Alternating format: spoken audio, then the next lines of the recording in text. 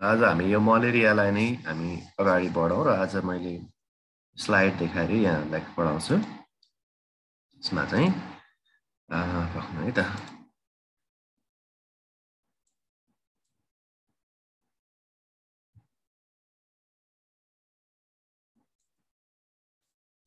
Screen देखिरहेछ नि है?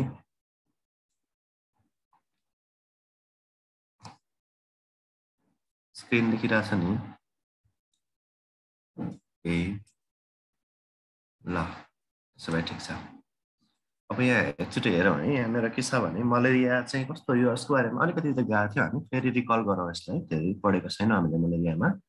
र आजको क्लास भनेको मलेरिया, आज अब डिजिजहरू पढ्छ। यो भेक्टर बर्न डिजिजमा चाहिँ तपाईहरुलाई भेक्टर बर्न डिजिजहरुको सिचुएसन सहित अब यिनीहरुको चाहिँ टेक्निकल डिजिजका कुराहरु साथसाथै नेपालमा जुन अब प्रोग्रामहरु छन् यो डिजिजसँग सम्बन्धित त्यो प्रोग्रामहरुको बारेमा पनि अलिअलि थाहा पाउने भनेको छ यसमा है। यसमा चाहिँ मलेरियासँग सम्बन्धित प्रोग्रामहरु, पब्लिक हेल्थ प्रोग्रामहरु के छ, यिनीहरुको उद्देश्यहरु, त्यो सबै कुराहरु आउँछ। भने अब प्रोटोजोअल इन्फेक्सन हो भन्नुभएको थियो हैन यो अस्ति। मलेरिया चाहिँ एउटा के हो त, यो चाहिँ प्रोटोजोआ हो, प्रोटोजोआले गराउने खालको इन्फेक्सन हो। र यो प्रोटोजोआको नाम, जसको चाहिँ अब दुईटा नाम हुन्छ हैन, जिनस पनि हुन्छ, अर्को स्पेसिस। जिनस सुरुको नामलाई जिनस भन्छ, यो चाहिँ प्लाज्मोडियम नामको जिनसले गर्दाखेरि मलेरिया रोग चाहिँ लाग्ने गर्छ। र यो कज गराउने अथवा कजेटिभ एजेन्ट भनेको प्लाज्मोडियम हो। यसका स्पेसिसहरु आउँछन् तल, 4-5 वटा स्पेसिसहरु छन् यसको। भने यो ट्रान्समिट गर्ने हैन, मलेरिया रोग चाहिँ सार्ने भेक्टरको नाम चाहिँ के हो त, मोस्किटो है। त्यो मोस्किटोमा पनि एनोफिलिस मोस्किटो र एनोफिलिसमा पनि फिमेल मोस्किटो है। मेलले चाहिँ बाइट गर्दैन, मेल मोस्किटोले चाहिँ जुसहरु सक गरेर खाने गर्छ र मानिसलाई टोक्ने भनेको फिमेल एनोफिलिस, के अरे फिमेल जातिले मात्रै टोक्छ। र मलेरियाको भेक्टर भन्नु पर्दाखेरि हामी के भन्नु पर्यो त, फिमेल एनोफिलिस मोस्किटो, फिमेल जातिको एनोफिलिस मोस्किटोको टोकाइबाट चाहिँ यो मलेरिया रोग चाहिँ सर्ने गर्छ है। अब यसको चाहिँ अब एनोफिलिस मोस्किटोको पनि धेरै जातिहरु छन् है, धेरै स्पेसिसहरु छन्। त्यसमा जुन हाम्रो रुरल एरिया भनेको चाहिँ ग्रामीण क्षेत्रहरुमा म यो मलेरिया सार्ने एउटा प्रमुख भेक्टर भनेको चाहिँ यो एनोफिलिस क्युलिसिफेसिस भन्ने प्रजातिको जुन यो छ, यो प्रजातिको लामखुट्टेले चाहिँ प्राय ग्रामीण क्षेत्रमा मलेरिया सार्ने गर्दछ। भने अर्बन एरियाको लागि है, यो त भयो रुरलको लागि। अर्बन एरिया वा शहरी क्षेत्रहरुमा चाहिँ औलो सार्ने भेक्टर चाहिँ मोस्ट कमन कुन छ त भन्दा एनोफिलिस स्टेफेन्सी भन्ने जातको लामखुट्टेले चाहिँ सारिरहेको पाइएको छ है। अर्बन एरिया र रुरल एरियामा चाहिँ यो मलेरिया सार्ने, औलो सार्ने लामखुट्टेको जातहरु हो चाहिँ है त।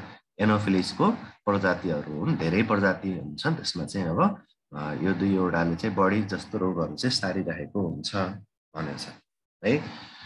अब यो कुन सिजनमा बढी मलेरियाहरु देखा पर्छ त भन्दाखेरि यो बढी देखा पर्ने सिजन भनेको चाहिँ के हो त, जुलाई महिनादेखि नोभेम्बर महिनासम्मको पिरियडमा चाहिँ के हुन्छ, बढी मात्रामा चाहिँ देखा पर्छ। यसको चाहिँ हाईएस्ट प्रिभ्यालेन्स हुने भनेको जुलाईदेखि नोभेम्बरको टाइममा के हुन्छ त, मलेरियाको प्रिभ्यालेन्स चाहिँ अलिकति बढ्ने हुन्छ, केसहरु देखा पर्ने समय हो है। अरु बेला पनि देखिन सक्छ, नसक्ने होइन, तर यो टाइममा चाहिँ बढी जस्तो रोगहरु चाहिँ, रोगीहरु चाहिँ देखा पर्छन् भने पहिले त जुलाईदेखि नोभेम्बर महिनाको बीचमा है। अब जुलाई भनेको जनरली अब साउन भदौ पानी पर्ने सिजनहरु पनि हो, रेनी सिजनहरुमा चाहिँ बढी देखा पर्छ। अब यसको हाम्रो जिनस चाहिँ प्लाज्मोडियम हो भने अब यो प्लाज्मोडियमको पनि स्पेसिसहरु चाहिँ 5 वटा स्पेसिसहरु पत्ता लागेको छ आजसम्म है, जसमा हामी पहिला चाहिँ तपाईले 4 वटा भनेर पढ्नु भएको थियो होला। अब एउटा थपिएको हुनाले चाहिँ अब 5 वटा स्पेसिसहरु चाहिँ हामी पढ्छौं। त्यो स्पेसिसहरु चाहिँ के हो त भन्दा यहाँ हेर्नुस् एउटा चाहिँ रहेको छ प्लाज्मोडियम भाइवेक्स एउटा हो भाइवेक्स त्यसै गरी अर्को फेल्सिपारम हुन्छ अनि मलेरी ओभेली र नयाँ पत्ता लागेको स्पेसिस भनेको चाहिँ प्लाज्मोडियम नलेसी अब यिनीहरुको बारेमा हामी अलिकति डिस्कसन गरौँ र पहिलो एउटा स्पेसिस रहेको छ प्लाज्मोडियम भाइवेक्स है प्लाज्मोडियम भाइवेक्स जातको यो प्रोटोजोआ चाहिँ नेपालमा औलो गराउने एउटा प्रमुख प्रजाति हो अथवा मोस्ट कमन हो नेपालमा मात्रै नभएर यो वर्ल्डमा पनि है त as well as in world विश्वमा पनि औलो गराउने एउटा मोस्ट कमन पोजिटिभ एजेन्ट भनेको के हो त प्लाज्मोडियम भाइवेक्स हो जुन चाहिँ वर्ल्ड र नेपाल दुईटैमा मोस्ट कमन छ र यसमा चाहिँ रिल्याप्स इज मोस्ट कमन है कुन मलेरियामा चाहिँ रिल्याप्स कमन हुन्छ भन्दाखेरि यो चाहिँ प्लाज्मोडियम भाइवेक्स रिल्याप्स हुन सक्ने भनेको भाइवेक्स र ओभेली चाहिँ लगभग सबै कुराहरू मिल्छ है त भाइवेक्स र ओभेलीको चाहिँ धेरै कुराहरू के हुन्छ सेम हुन्छ त्यसकारणले गर्दा ओभेलीमा पनि रिल्याप्स त हुन सक्छ तर मोस्ट कमन कहाँ भनेर सोध्यो भने है त कुन मलेरियामा चाहिँ रिल्याप्स चाहिँ मोस्ट कमन हुन्छ भनेर सोध्यो भने हामीले के भन्नु पर्यो त प्लाज्मोडियम भाइवेक्समा र रिल्याप्स भनेको थाहा छ यहाँहरुलाई रिल्याप्स भनेको चाहिँ जस्तै एकचोटी हामीले मलेरियाको कम्प्लिट ट्रिटमेन्ट गर्यौं भने पनि है जस्तै हामीले कम्प्लिटली उपचार त गर्यौं तर हामीले गरेको ट्रिटमेन्टले यदि हामीले लिभरमा रहेर लिभरमा बसेर लुकेर रहने जुन यसका जुन लाइफ साइकलका विभिन्न चरणहरू हुन्छन् जस्तै रिल्याप्स गराउने फर्म भनेकोलाई चाहिँ हामी हिप्नोजोइड भन्छौं यो पछि एकछिनमा तपाईहरुले बुझ्नुहुन्छ यसलाई है रिल्याप्स गराउने भनेको चाहिँ हिप्नोजोइड सुन्नु भएको छैन त्यो हिप्नोजोइड भनेको चाहिँ लिभरमा गइसकेपछि जब हामीलाई लामखुट्टेले टोक्छ स्पोरोजोइडहरु हाम्रो बडीमा आउँछन् ती स्पोरोजोइडहरुले चाहिँ लिभरमा पुग्छन् र लिभरमा पुगेर धेरै जस्तो चाहिँ अगाडि लाइफ साइकल कन्टिन्यू गराउँछन् अथवा मेरोजोइड्सबाट के रे सरी स्पोरोजोइडबाट मेरोजोइड्सहरु बन्ने हुन्छ तर कुनै चाहिँ के भइदिन्छ त स्पोरोजोइडबाट मेरोजोइड्स बनेर अगाडि लाइफ साइकल नबढाएर स्पोरोजोइडबाट सिधै के बनिन्छ हिप्नोजोइड बनिन्छ भने त्यो हिप्नोजोइडहरु चाहिँ लामो समयसम्म लिभरमा गएर बस्दिन्छन् है त्यो लिभरमा गएर लामो समयसम्म बस्दिएको हुनाले तिनीहरुले पछि फेरि रोग गराइदिन सक्छ है त्यसकारणले गर्दाखेरि रिल्याप्स गराउने भनेको चाहिँ हिप्नोजोइडहरु लिभरमा गएर हाइड भएर बस्दिन्छ तिनीहरुले नै फेरि लामखुट्टेले नटोके पनि के हुन्छ पछि मलेरिया हुन सक्छ उसलाई ठीक छ त्यसलाई हामी के भन्छौं रिल्याप्स र रिल्याप्स गराउने मोस्ट कमन के रहेछ त प्लाज्मोडियम भाइवेक्समा चाहिँ के हुन्छ रिल्याप्सको चान्स चाहिँ के हुन्छ बढी कमन हुन्छ है यसलाई चाहिँ हामी बिनाइन टर्सियन मलेरिया भनेर पनि भन्छौं जस्तै टर्सियन भन्ने बित्तिकै अब के रे तेस्रो दिनमा प्रत्येक तेस्रो दिनमा चाहिँ फिभर आउनेलाई चाहिँ हामी टर्सियन भन्छौं र जहाँ बिनाइन भनेर आउँछ बिनाइन र म्यालिग्नेन्टमा हामीले के बुझ्नु पर्छ भने कम खालको सिरियस जुनले कम सिरियस हुनेलाई बिनाइन भन्छ अब धेरै सिरियस जुन हुन्छ सिरियस कन्डिसन ल्याउन सक्नेलाई चाहिँ म्यालिग्नेन्ट भन्छौं हामी यहाँनेर चाहिँ र यसलाई कहिलेकाहीँ तपाईलाई सोध्न सक्छ कि बिनाइन टर्सियन मलेरिया भनेको चाहिँ कुन हो भनेर सोध्यो भने त्यो चाहिँ भाइवेक्स मलेरिया हो भाइवेक्सलाई नि भाइवेक्स र ओभेल दुईटैले के गराउँछ बिनाइन टर्सियन मलेरिया किनभने भाइवेक्स र ओभेलको सबै कुराहरू के हुन्छ सेम हुन्छ ट्रिटमेन्टदेखि लिएर यिनीहरुको सबै कुराहरू क्लिनिकल फिचर यिनीहरुको सबै कुराहरू सेम हुन्छ है त भाइवेक्ससँग मिल्दो जुल्दो भनेको के हो त ओभेली हो र यसमा रिल्याप्स हुन्छ भन्ने यो इम्पोर्टेन्ट कुरा भयो त्यसैगरी यसले चाहिँ बिनाइन टर्सियन मलेरिया चाहिँ भनिन्छ है प्लाज्मोडियम भाइरसले गराउने मलेरियालाई बिनाइन टर्सियन मलेरिया भनेर पनि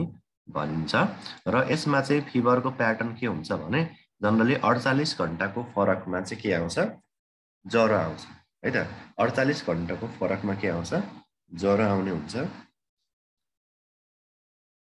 48 घण्टा भनेपछि 24 घण्टाको एक दिन 48 घण्टा 2 दिन भनेपछि 2 दिन बिराएर ज्वरो आउने भयो तेस्रो दिनमा के हुने भयो फिभर चाहिँ दोहोरिएर आउँछ भनेको है त यसमा 48 घण्टाको फिभरमा ज्वरो आउँछ प्लाज्मोडियम भाइरेक्समा। अब हेरौँ अगाडि।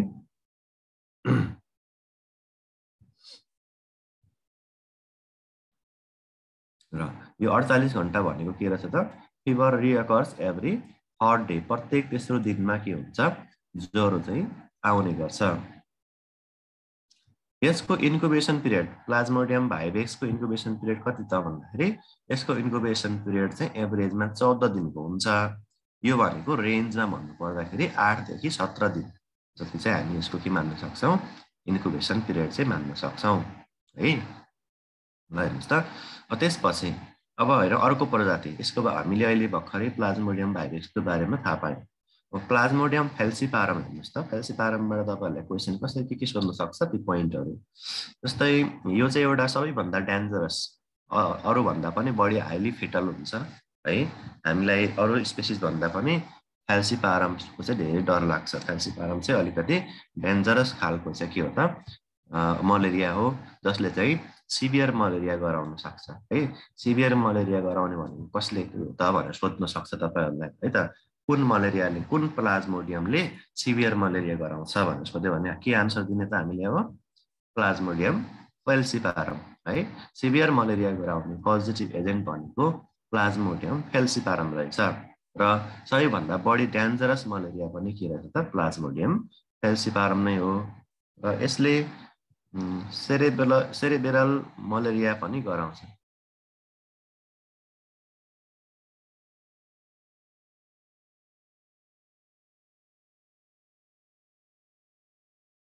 ओके, सेरेब्रल मलेरिया भनेको चाहिँ यसले चाहिँ अब प्लाज्मोडियम फेल्सिपारमले जुन गराउने सिरियस कम्प्लिकेसन हो सेरेब्रल मलेरिया, यसले चाहिँ ब्रेनमा पनि असर गर्ने हुन्छ है, सेरेब्रममा पनि असर पुर्याउने हुन्छ, जसलाई हामी सेरेब्रल मलेरिया भन्छौँ। र जुन सेरेब्रल मलेरिया नै एउटा के हो त, सिभियर मलेरिया हो होइन। सिभियर मलेरिया जस्तै ब्ल्याक वाटर फिभर, अरू पनि टाइप हुन्छ यसमा सिभियरमा, जसमा एउटा सेरेब्रल मलेरिया पनि एउटा सबैभन्दा सिरियस कम्प्लिकेसन, प्लाज्मोडियम फेल्सिपारमले गराउने सबैभन्दा डेन्जरस सिरियस कम्प्लिकेसन भनेको चाहिँ सेरेब्रल मलेरिया हो। अनि त्यसै गरी अल्सो नोन एज मेलिग्नेन्ट टर्सियन मलेरिया, यसलाई हामी जस्तै हामीले प्लाज्मोडियम भाइरेक्सलाई के भनेको थियौँ हामीले अघि, के भनिन्छ भनेको थियौँ, जस्तै यहाँ फेल्सिपारमलाई के भन्दो रहेछ, मेलिग्नेन्ट टर्सियन मलेरिया, मेलिग्नेन्ट टर्सियन मलेरिया भनिन्छ, किनभने यसमा पनि 48 घण्टाकै फरकमा ज्वरो आउँछ, त्यही भएर टर्सियन है। टर्सियन र मेलिग्नेन्ट, यो चाहिँ सिभियर मलेरिया गराउने हुनाले यसलाई मेलिग्नेन्ट भनेर थप्छ, मेलिग्नेन्ट टर्सियन मलेरिया। भाइरेक्सलाई हामीले के भनेको थियौँ अघि, सम्झिनु भएको छ, बुझ्दै हुन्छ कि नै? भाइरेक्सलाई हामीले बिनाइन टर्सियन मलेरिया भनेर भनेका थियौँ है। कमेन्ट बक्समा कमेन्ट राख्नुहोस् तपाईँहरूले है, benign tertian malaria. भाइरेक्सलाई benign tertian भनिन्छ भने फेल्सिपारमलाई के भनिन्छ, मेलिग्नेन्ट टर्सियन मलेरिया भनेर भन्छ है। ओके ल, अब त्यसपछि यसले चाहिँ पर्निसियस एनिमिया होइन है, पर्निसियस मलेरिया सुन्नुभएको थियो होइन, पर्निसियस मलेरिया गराउने स्पेसिस पनि के हो त, प्लाज्मोडियम फेल्सिपारम हो। र पर्निसियस मलेरिया भनेको चाहिँ कस्तो हो भने, जस्तै आरबिसीहरू फुटाउने, आरबिसीहरू फुटिसकेपछि त्यसमा भएको हेमोग्लोबिनहरू जुन हुन्छ त्यो चाहिँ पिसाबको थ्रुबाट चाहिँ एक्सक्रिसन हुन्छ, र यसरी जुन हेमोग्लोबिनमा भएको आइरन पिसाबको माध्यमबाट बाहिर आयो भने त्यो चाहिँ कालो कलरको भएर आउँछ। जस्तै आइरन खायो भने दिशा के हुन्छ, कालो हुन्छ नि त होइन। त्यसै गरी आइरनले गर्दाखेरि पिसाब पनि के हुन्छ, ब्ल्याक हुन्छ, र यसलाई हामी ब्ल्याक वाटर फिभर भन्छौँ। त्यही भएर है यो पनि एउटा सोध्न सक्ने प्रश्न हो, ब्ल्याक वाटर फिभर कुन मलेरिया, कुन स्पेसिस प्लाज्मोडियमको कम्प्लिकेसन हो भनेर सोध्यो भने हामीले के भन्नु पर्यो त, प्लाज्मोडियम हामी के पढ्दैछौँ अहिले, फेल्सिपारम है त। यो सबै के को बारेमा हो, फेल्सिपारमको बारेमा। यो मोस्ट डेन्जरस हो, यसले सिभियर मलेरिया गराउँछ, यसले सेरेब्रल मलेरिया पनि गराउँछ, र यसको सेरेब्रल मलेरिया भनेको फेल्सिपारमको के हो त, मोस्ट सिरियस कम्प्लिकेसन हो। अल्सो नोन एज, यसलाई हामी मेलिग्नेन्ट टर्सियन मलेरिया भन्छौँ, र यसले के गराउँछ, पर्निसियस मलेरिया अर्थात् ब्ल्याक वाटर फिभर पनि यसको के हो त, इम्पोर्टेन्ट फिचर हो है त। ब्ल्याक वाटर फिभर पनि यसको के हो त, कम्प्लिकेसन हो। यसमा पनि भाइभेक्स जस्तै 48 घण्टाको फरकमा चाहिँ के हुन्छ, ज्वरो आउँछ। अर्थात् फिभर चाहिँ रिअकरेन्स हुन्छ, रिअकर्स आफ्टर थर्ड डे। तेस्रो दिनमा चाहिँ के हुन्छ, ज्वरो आउँछ। 48 घण्टा भनेपछि तेस्रो दिनमा के आउने भयो, ज्वरो आउने भयो। त्यही भएर यसलाई हामी टर्सियन भन्यौँ। र इन्कुबेसन पिरियड चाहिँ यसको 12 दिन मात्रै हुन्छ। एभरेजमा 9 देखि 14 दिनको फरकमा चाहिँ यो क्लिनिकल फिचरहरू देखाउने हुन्छ। र 12 दिन भनेको अरू स्पेसिस भन्दा यो धेरै छोटो इन्कुबेसन पिरियड हो। र यसको इन्कुबेसन पिरियड अन्य मलेरियाहरूको भन्दा के हुन्छ, सबैभन्दा सर्टेस्ट हुने गर्छ। अर्थात् यसको इन्कुबेसन पिरियड चाहिँ के हुन्छ, सबैभन्दा छोटो हुन्छ। त्यही भएर सर्टेस्ट इन्कुबेसन पिरियड है कुन मलेरियाको हुन्छ भनेर सोधिहाल्यो भने के भन्नु पर्यो त, प्लाज्मोडियम फेल्सिपारम। प्लाज्मोडियम फेल्सिपारमको इन्कुबेसन पिरियड के हुन्छ, सबैभन्दा सर्टेस्ट हुन्छ, सबैभन्दा के हुन्छ, छोटो हुन्छ। र कहिलेकाहीँ यहाँहरूलाई के पनि सुन्न सक्छ भने, जस्तै भर्खरै जन्मेको न्युबर्न इन्फेन्टहरू चाहिँ कुन मलेरियासँग रेसिस्टेन्ट हुन्छन्, अर्थात् न्युबर्न बेबीहरूलाई चाहिँ कुन मलेरिया लाग्ने चान्स चाहिँ कम हुन्छ भनेर सोध्यो भने के लेख्ने चाहिँ, उनीहरूको जुन हेमोग्लोबिनको स्ट्रक्चरले गर्दाखेरि फेल्सिपारम मलेरियाले अथवा जुन उनीहरूको आरबिसीको सेपको कारणले गर्दाखेरि जुन फिटसमा भएको आरबिसीहरूलाई चाहिँ फेल्सिपारमले जनरली अट्याक गर्न चाहिँ सक्दैन।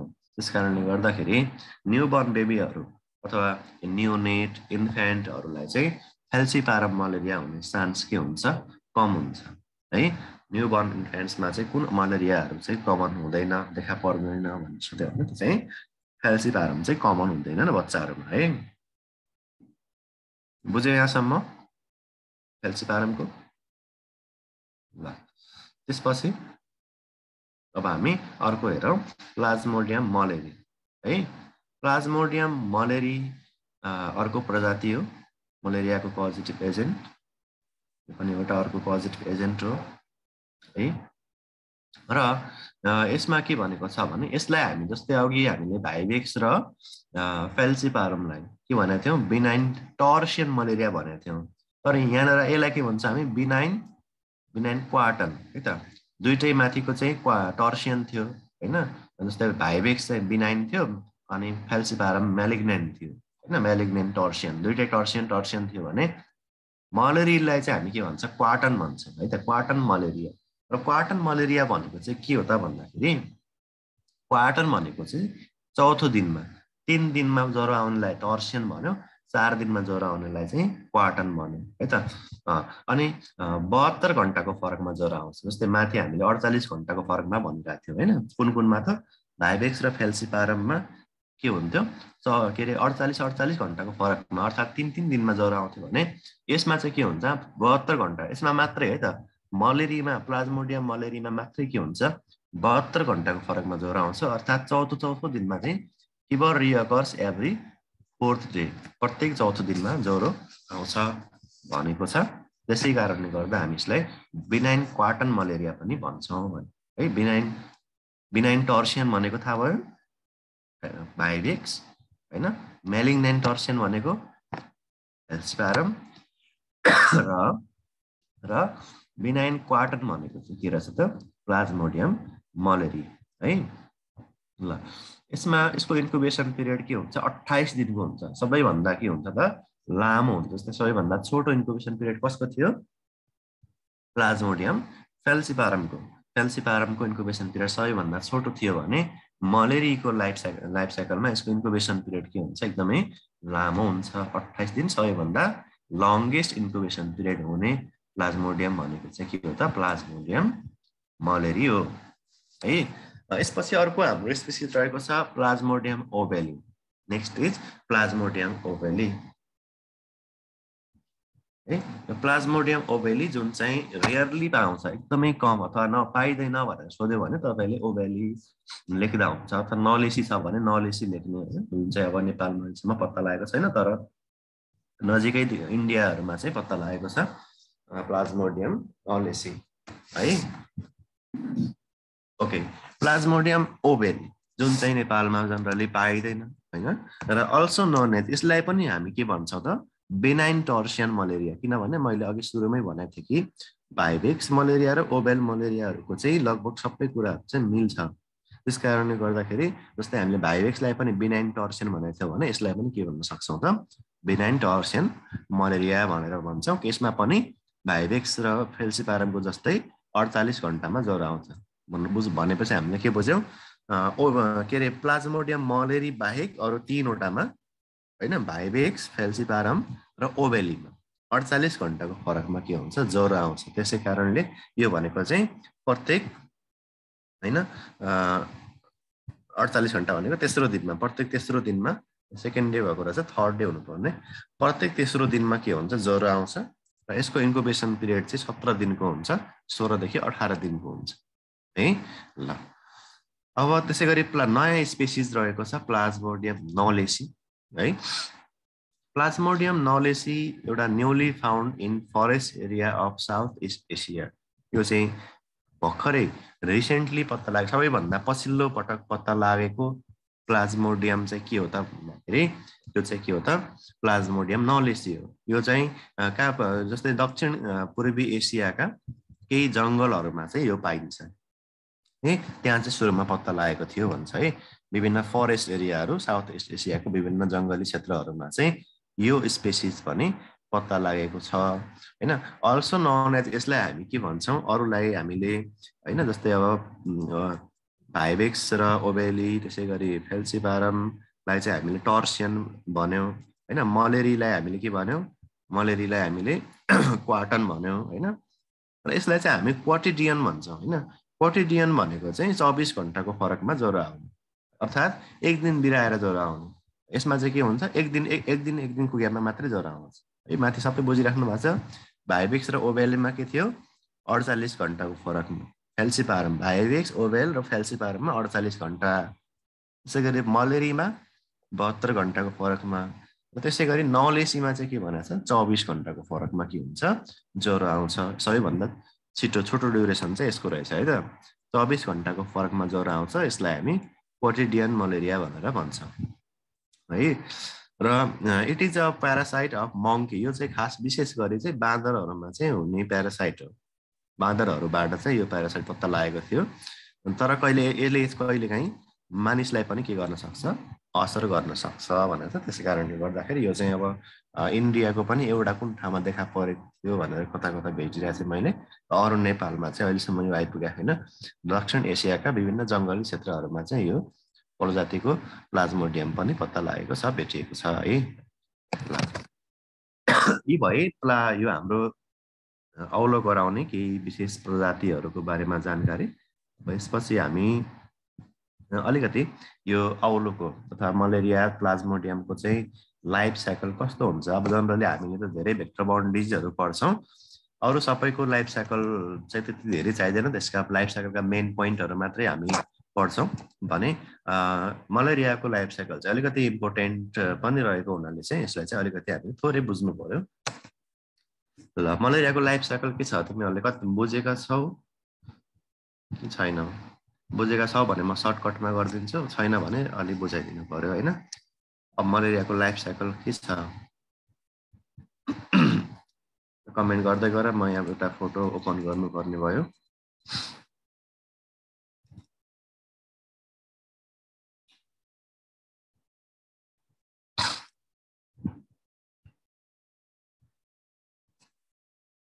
ओके कमेन्ट आयो बुझाइदिनु छैन अरे कन्फ्युज छ अरे छैन बिर्सिसक्यो छैन। ल बुझ है त आज टु स्टुडेन्ट ओके ल हुन्छ म बुझाइदिन्छु ल। ओके स्टप कमेन्ट ल। अब हेरौँ त सुरुमा हामीले यसको लाइफ साइकल पढ्छौँ। यहाँ हेर तिमीहरूलाई लाइफ साइकल कसरी याद गर्ने एकदम सजिलो तरिकाबाट बुझ्नु होला यसलाई। यो लाइफ साइकलको केही बेसिक कुराहरू छ यहाँनिर तपाईँहरूले हेर्नुहोस् त। मलेरियालाई चाहिँ पत्ता लगाउने व्यक्तिको नाम कहिलेकाहीँ सोध्न सक्छ। मलेरिया पत्ता लगाउने व्यक्ति र मलेरियाको लाइफ साइकल पत्ता लगाउने व्यक्ति चाहिँ के हो त रोनाल्ड रसले चाहिँ 1907मा मलेरिया पत्ता लगायो भने यसको लाइफ साइकल चाहिँ उनले चाहिँ सुरुमा 1897मा यिनले चाहिँ यसको लाइफ साइकल पत्ता लगाए र यसले चाहिँ मलेरिया गराउँछ भन्ने कुरा चाहिँ 1907मा चाहिँ पत्ता लगाएका थिए रोनाल्ड रसले। है त कसले मलेरिया पत्ता लगाए त भनेर सोध्यो भने केले भन्नु पर्यो त रोनाल्ड रसले है अब यसको लाइफ साइकल चाहिँ दुईवटा होस्टमा पुरा हुन्छ है त यसको लाइफ साइकल दुईवटा होस्टमा पुरा हुन्छ त्यो दुईवटा होस्ट भनेको चाहिँ के होला त दुईवटा होस्टमा पुरा हुन्छ त्यो दुईवटा होस्ट के हो एउटा मानिस एउटा मस्किटो है त एउटा म्यानमा हुन्छ र अर्को चाहिँ मस्किटोमा हुन्छ र अब मानिसमा कस्तो लाइफ साइकल हुन्छ त यसको दुई किसिमको लाइफ साइकल हुन्छ म्यान र मस्किटोमा हुन्छ है यसको दुई किसिमको लाइफ साइकल हुन्छ एउटा सेक्सुअल अर्को चाहिँ असेक्सुअल सेक्सुअल लाइफ साइकल अनि अर्को चाहिँ हामी के भन्छौँ असेक्सुअल लाइफ साइकल भनेर भन्छौँ अब जसमा यसको सेक्सुअल लाइफ साइकल हुन्छ है अब कुनमा चाहिँ सेक्सुअल हुन्छ त म्यानमा कि मस्किटोमा ल के थाहा छ कमेन्ट गर्नु है कुनमा चाहिँ सेक्सुअल लाइफ साइकल हुन्छ सेक्सुअल लाइफ साइकल पुरा हुने भनेको केमा हो त मस्किटोमा ओके भेरी गुड र असेक्सुअल हुने केमा रहेछ त म्यानमा मानिसमा असेक्सुअल लाइफ साइकल हुन्छ भने अनि सेक्सुअल लाइफ साइकल चाहिँ मस्किटोमा हुन्छ र हामीले इपिडेमियोलोजी पढेका छौँ भने हामीलाई के कुरा थाहा हुनु पर्यो भने जुन होस्टमा प्यारासाइटले आफ्नो सेक्सुअल लाइफ साइकल पुरा गर्छ है जुन होस्टमा प्यारासाइटले सेक्सुअल लाइफ साइकल पुरा गर्छ त्यसलाई के भनिन्छ सेक्सुअल लाइफ साइकल पुरा हुन्छ भने त्यो होस्टलाई हामी के भन्छौँ डेफिनेटिभ होस्ट भन्छौँ है ओके डेफिनेटिभ होस्ट भन्छ भने जसमा असेक्सुअल लाइफ साइकल हुन्छ त्यसलाई चाहिँ हामी के भन्छौँ डेफिनेटिभ र प्राइमेरी एउटै कुरा हो इन्टरमिडिएट भन्नु र सेकेन्डरी भन्नु एउटै कुरा हो है त्यस कारणले गर्दाखेरि असेक्सुअल लाइफ साइकल हुनेलाई हामी इन्टरमिडिएट होस्ट भन्छौँ है र सेक्सुअल लाइफ साइकल हुनेलाई हामी डेफिनेटिभ होस्ट भन्छौँ अब यसमा डेफिनेटिभ होस्ट के होला त डेफिनेटिभ होस्ट के को भयो त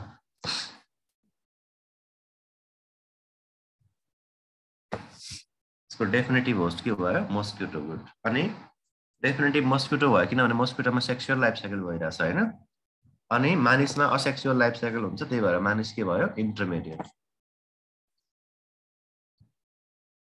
ल ठिक छ ल अब हेरौँ है अगाडि यहाँ के हेरौँ भने प्लाज्मोडियमको लाइफ साइकल चाहिँ दुईवटा होस्टमा हुने भयो त्यो दुईवटा होस्ट भनेको एउटा डेफिनेटिभ होस्ट र अर्को चाहिँ इन्टरमिडिएट होस्ट है अब यसमा फिमेल एनोफिलिस मस्किटोमालाई चाहिँ हामी के भन्नु पर्यो डेफिनेटिभ होस्ट किनभने यसमा के हुन्छ सेक्सुअल लाइफ साइकल हुन्छ र यसमा चाहिँ स्पोरोगोनी हुन्छ है स्पोरोगोनी साइकल पनि भनिन्छ यसलाई यो जुन हाम्रो लामखुट्टेमा हुने साइकललाई स्पोरोगोनी साइकल भनिन्छ अथवा सेक्सुअल लाइफ साइकल भनिन्छ इन्टरमिडिएट होस्ट भनेको म्यान हो र मानिसमा हुने चक्रलाई चाहिँ हामी असेक्सुअल लाइफ साइकल भन्छौँ असेक्सुअल लाइफ साइकल पुरा हुन्छ यसलाई हामी सिजोगोनी पनि हुन्छ स्पोरोगोनी चाहिँ केमा हुने भयो त एनोफिलिस मस्किटोमा र सिजोगोनी लाइफ साइकल चाहिँ केमा हुन्छ मानिसमा हुन्छ अब यो सिजोगोनी स्पोरोगोनी भनेको चाहिँ के हो भन्ने स्पोरोजोइट जानेलाई चाहिँ स्पोरोगोनी भन्छ होइन अनि सिजोन्ट भन्ने स्ट्रक्चर बन्नेलाई चाहिँ सिजोगोनी भन्छ योहरू हामी पढ्छौँ लाइफ साइकलमा ल यो भयो दुईवटा होस्टको कुरा अब यसको लाइफ साइकल दुईटामा हुन्छ एउटा मानिसमा अर्को मस्किटोमा अब हामी सुरुमा मानिसमा कसरी यसको लाइफ साइकल सुरु हुन्छ त्यो हेरौँ है त मानिसमा कसरी लाइफ साइकल इन म्यान र सुरुमा मानिसमा कसरी यसको लाइफ साइकल पुरा हुन्छ त्यो हेरौँ यो फिगर हेर्नुहोस् त यो फिगर हेर्दाखेरि कति धेरै कम्प्लिकेटेड लागिरहेछ होइन हो धेरै कम्प्लिकेटेड लागिरह होला यसलाई सजिलो पारेर म भनिदिन्छु यहाँ ल लेख्ने ठाउँ थियो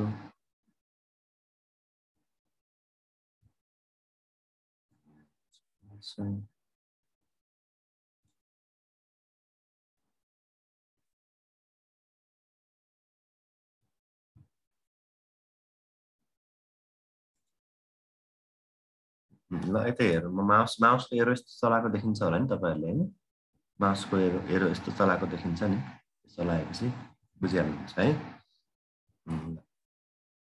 अब यो लाइफ साइकल यतापट्टि जुन तपाईँले देखिराख्नु भएको छ यो चाहिँ मस्किटोमा हुने लाइफ साइकल हो र यतापट्टि जुन देखिराख्नु भएको छ तपाईहरुको चाहिँ कता राइटतिर होला मानिसमा है त मानिसको पछाडिपट्टि चाहिँ यो मानिसमा हुने लाइफ साइकल छ अब सुरुमा तपाईहरुले यो स्टेप बाइ स्टेप भयो धेरै एकैचोटी सबैतिर आँखा नलाउनु अब म जानेर हुन्छु तपाईहरुले त्यहाँबाट बुझ्दै जानु हामी यता तपाईहरुले नोटमा जुन कुरा लेखेर दिएको छु त्यो कुरालाई चाहिँ यो फिगर देखाएर एक्सप्लेन गराइन्छ अनि बुझिहाल्नुहुन्छ है ल फर्स्ट अफ अल के हुन्छ भने अब यहाँ लेखेको त सानो अक्षर छ देखिन्छ कि देखिदैन फर्स्टमा एक नम्बर नम्बरमा पनि दिएको छ यहाँ हेर्नु त एक नम्बर देख्नुभयो एक नम्बर सुरुमा के हुन्छ भने जब यो मानिस चाहिँ हेल्दी छ एउटा स्वस्थ व्यक्तिलाई कस्तो मस्किटोले टोक्नु पर्यो त इन्फेक्टेड मस्किटोले आएर टोक्नु पर्यो ध्यान दिएर सुन्नु है अब म धेरै रिपिट गर्नुभन्दा पनि बुझेन भने पछि रेकर्डिङ पनि हेर्नु होला एउटा इन्फेक्टेड मस्किटो एउटा मलेरिया को परजीवी भएको मस्किटो आएर मानिसलाई जब टोक्छ रगत चुस्ने बेला यसले आफ्नो प्रोबोसिस छेड्छ हाम्रो बडीमा त्यसले रगत चुस्ने बेलामा रगत चुस्नुको साथसाथै आफूसँग रहेको मलेरियाको प्लाज्मोडियमलाई चाहिँ हाम्रो बडीमा छिराइदिन्छ है उसले छिराउने स्टेजलाई हामी के भन्छौं स्पोरोजोइट भन्छौं है लामखुट्टेले हाम्रो बडीमा के छोडेर जान्छ त स्पोरोजोइट फर्मको चाहिँ प्लाज्मोडियम छोडेर जान्छ कति बेला जब एउटा इन्फेक्टेड मस्किटोले एउटा हेल्दी पर्सनलाई चाहिँ टोक्छ त्यति बेला लामखुट्टेबाट मानिसमा के आयो त स्पोरोजोइट्सहरु आए त्यसकारणले गर्दाखेरि मानिसको लागि इन्फेक्टिभ स्टेज के भयो त मानिसको लागि कहिलेका सोध्छ which of the following is infective stage for plasmodium for man है मानिसका लागि इन्फेक्टिभ स्टेज कुन हुन्छ ल कमेन्ट गर्नु त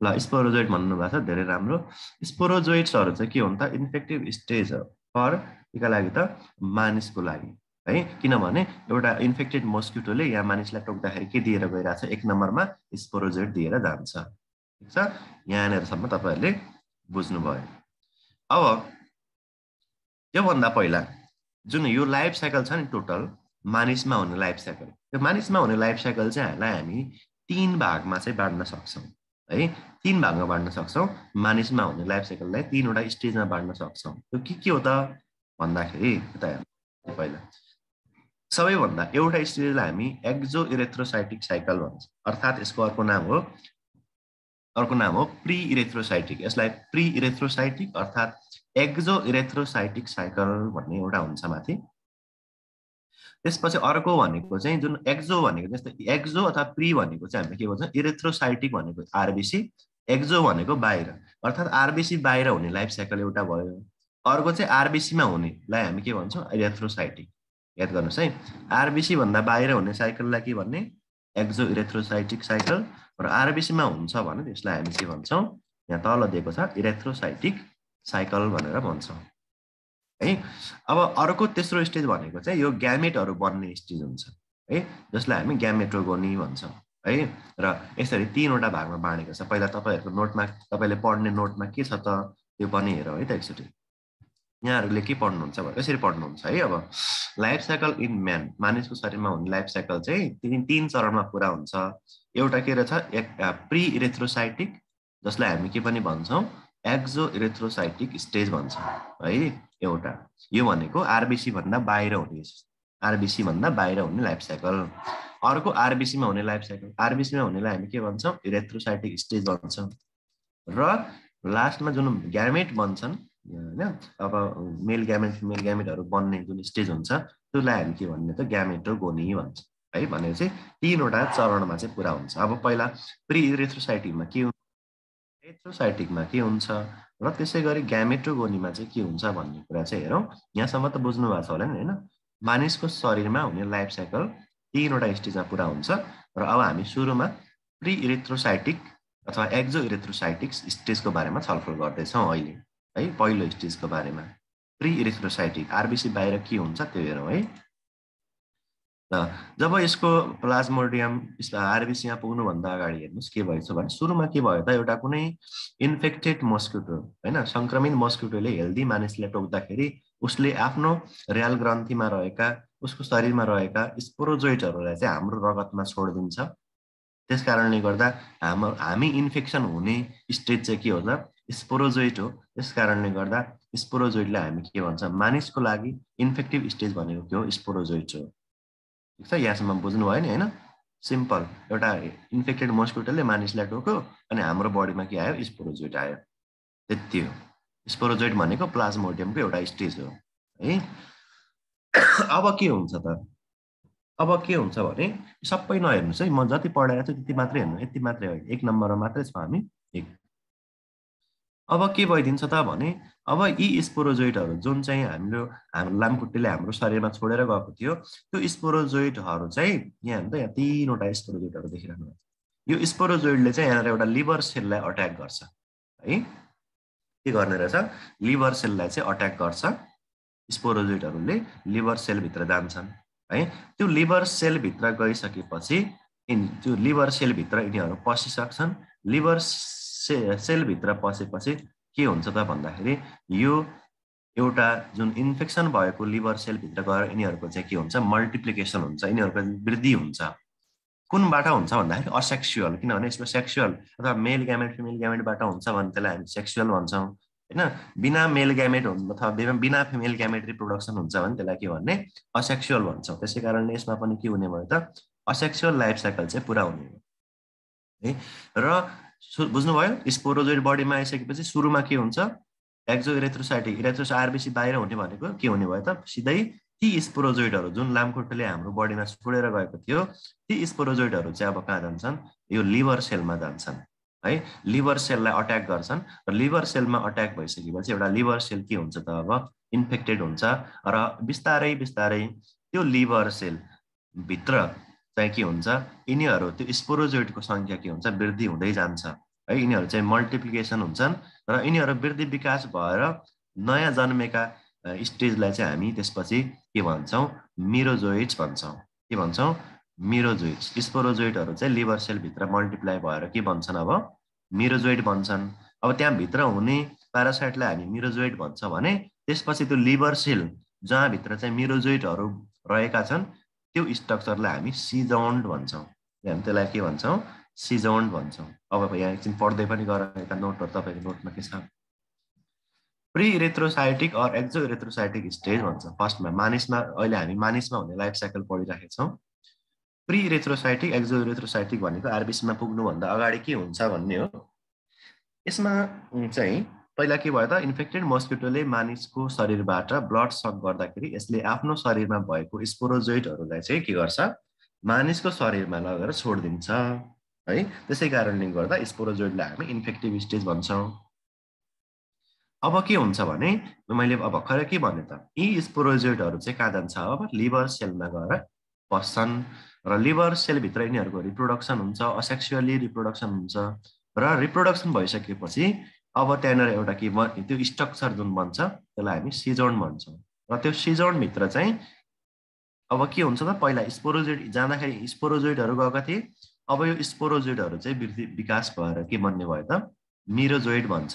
त्यो लिभर सेल जसलाई हामी सिजोन भन्छौँ होइन भित्र स्पोरोजोइड छिरिसकेपछि त्यसलाई सिजोन बनाउँछ। त्यो सिजोनभित्र चाहिँ स्पोरोजोइडहरूको विकास भएर अब के भन्छन् तिनीहरू मिरोजोइड भन्ने स्टेजमा चाहिँ विकास हुन्छन्। अब के हुन्छ बिस्तारै बिस्तारै त्यहाँभित्र मिरोजोइडहरूको सङ्ख्या धेरै हुँदै गयो भने त्यो सिजोन त फुट्छ। त्यो फुटिसकेपछि त्यहाँबाट के हुन्छ त धेरैवटा मिरोजोइड्सहरू चाहिँ के हुन्छ बाहिर निस्किन्छ। ल बुझ्यो यहाँसम्म बुझ्दै हुनुहुन्छ ध्यान दिएर सुन्नुभयो भने बुझिन्छ है। सिम्पल केही छैन लामखुट्टेले टोक्यो स्पोरोजोइडहरू दियो त्यो स्पोरोजोइड लिभरमा गयो होइन। लिभरमा गइसकेपछि तिनीहरूको मल्टिप्लिकेसन हुन थाल्छ। त्यो मल्टिप्लिकेसन हुँदै जाँदाखेरि यहाँनिर एउटा सिजोन भन्ने स्ट्रक्चर बन्छ र जब त्यहाँभित्र धेरै मात्रामा स्पोरोजोइडहरू कन्भर्ट भएर मिरोजोइडहरू बन्छन् र धेरै मिरोजोइडहरू भित्र भयो भने अनि त्यो सिजोन के हुन्छ, फुट्छ। त्यो सिजोन फुटेपछि अब के बाहिर निस्किन्छ त, त्यहाँबाट मिरोजोइड्सहरू स्ट्रक्चर चाहिँ बाहिर निस्किन्छ। बुझ्यो कि बुझेन भने अब यो मिरोजोइडहरू कहाँ जान्छ त? अब यो मिरोजोइडहरू चाहिँ आरबिसीमा अट्याक गर्न जान्छ र अनि बल्ल के हुन्छ, इरेथ्रोसाइटिक साइकल चाहिँ सुरु हुन्छ। जब यी मिरोजोइडहरू कहाँ जान्छन्, अब आरबिसीलाई अट्याक गर्न जान्छन्, त्यसपछि अर्को स्टेज सुरु हुन्छ जसलाई हामी इरेथ्रोसाइटिक स्टेज भन्छौँ है। अब तर है त, तर प्राय जस्तो चाहिँ के हुन्छ, मिरोजोइड्स त्यो आउँदैछ, मलेरिया लुकेर बसेको कुरा आउँदैछ ल बहिनी। मिरोजोइडहरू चाहिँ अब फुटिसकेपछि त्यो मिरोजोइडहरू कहाँ जाने भयो त, उता जाने भयो।